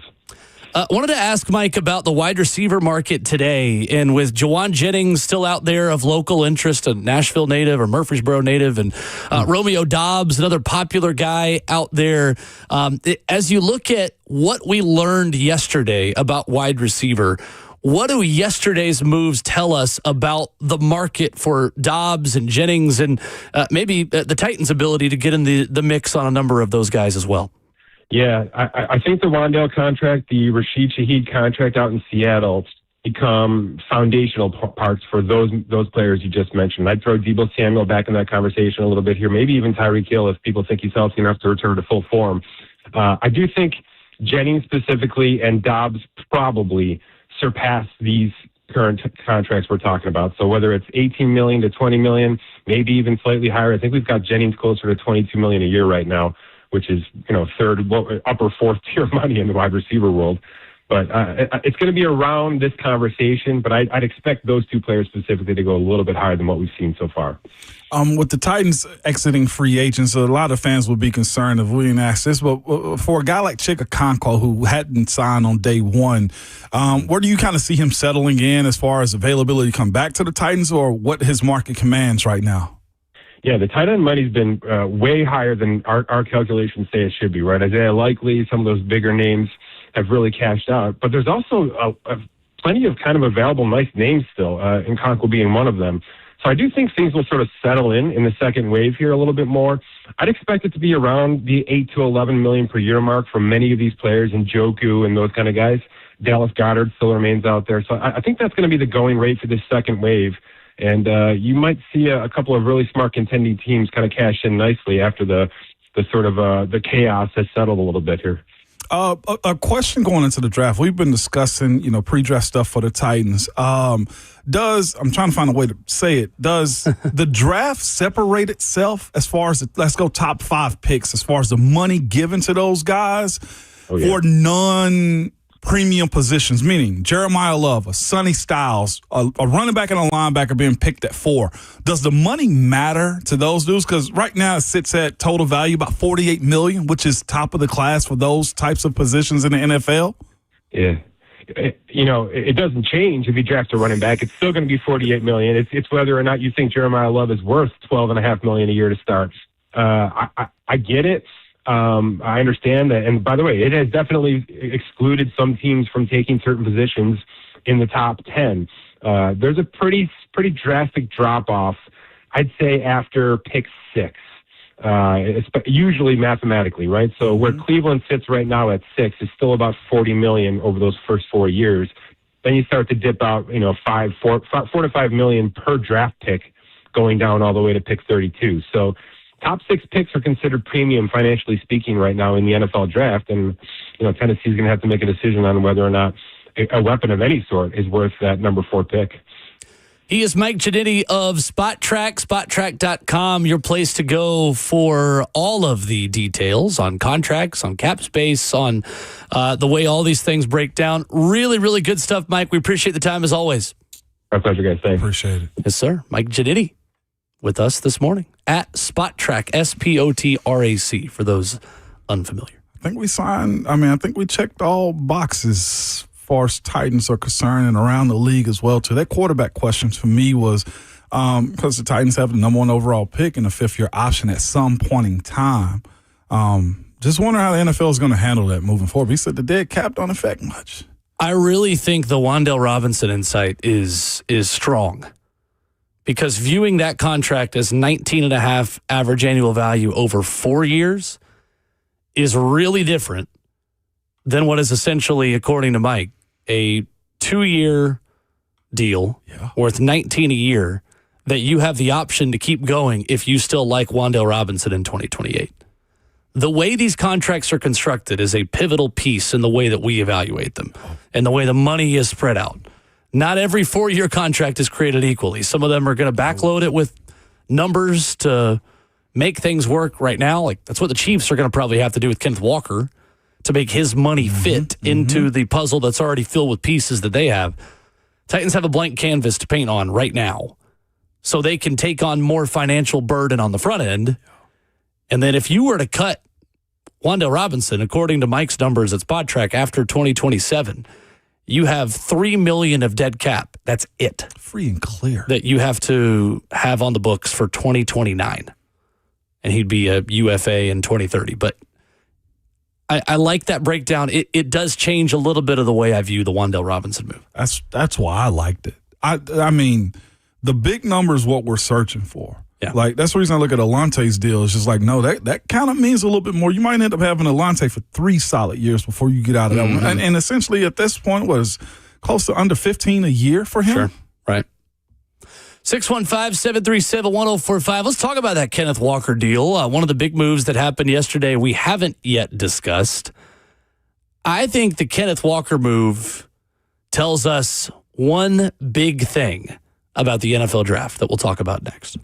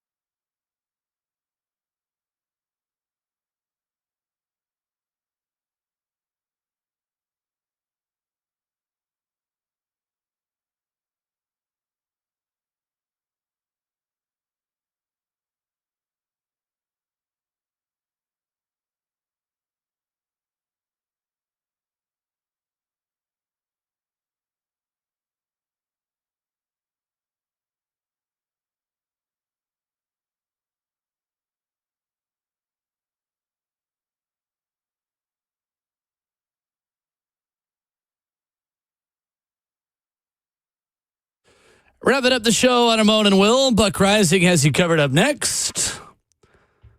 Cover 2 of Blaine and Zach, 3HL. A full day of free agency. And likely more signings coming today, potentially for the Titans.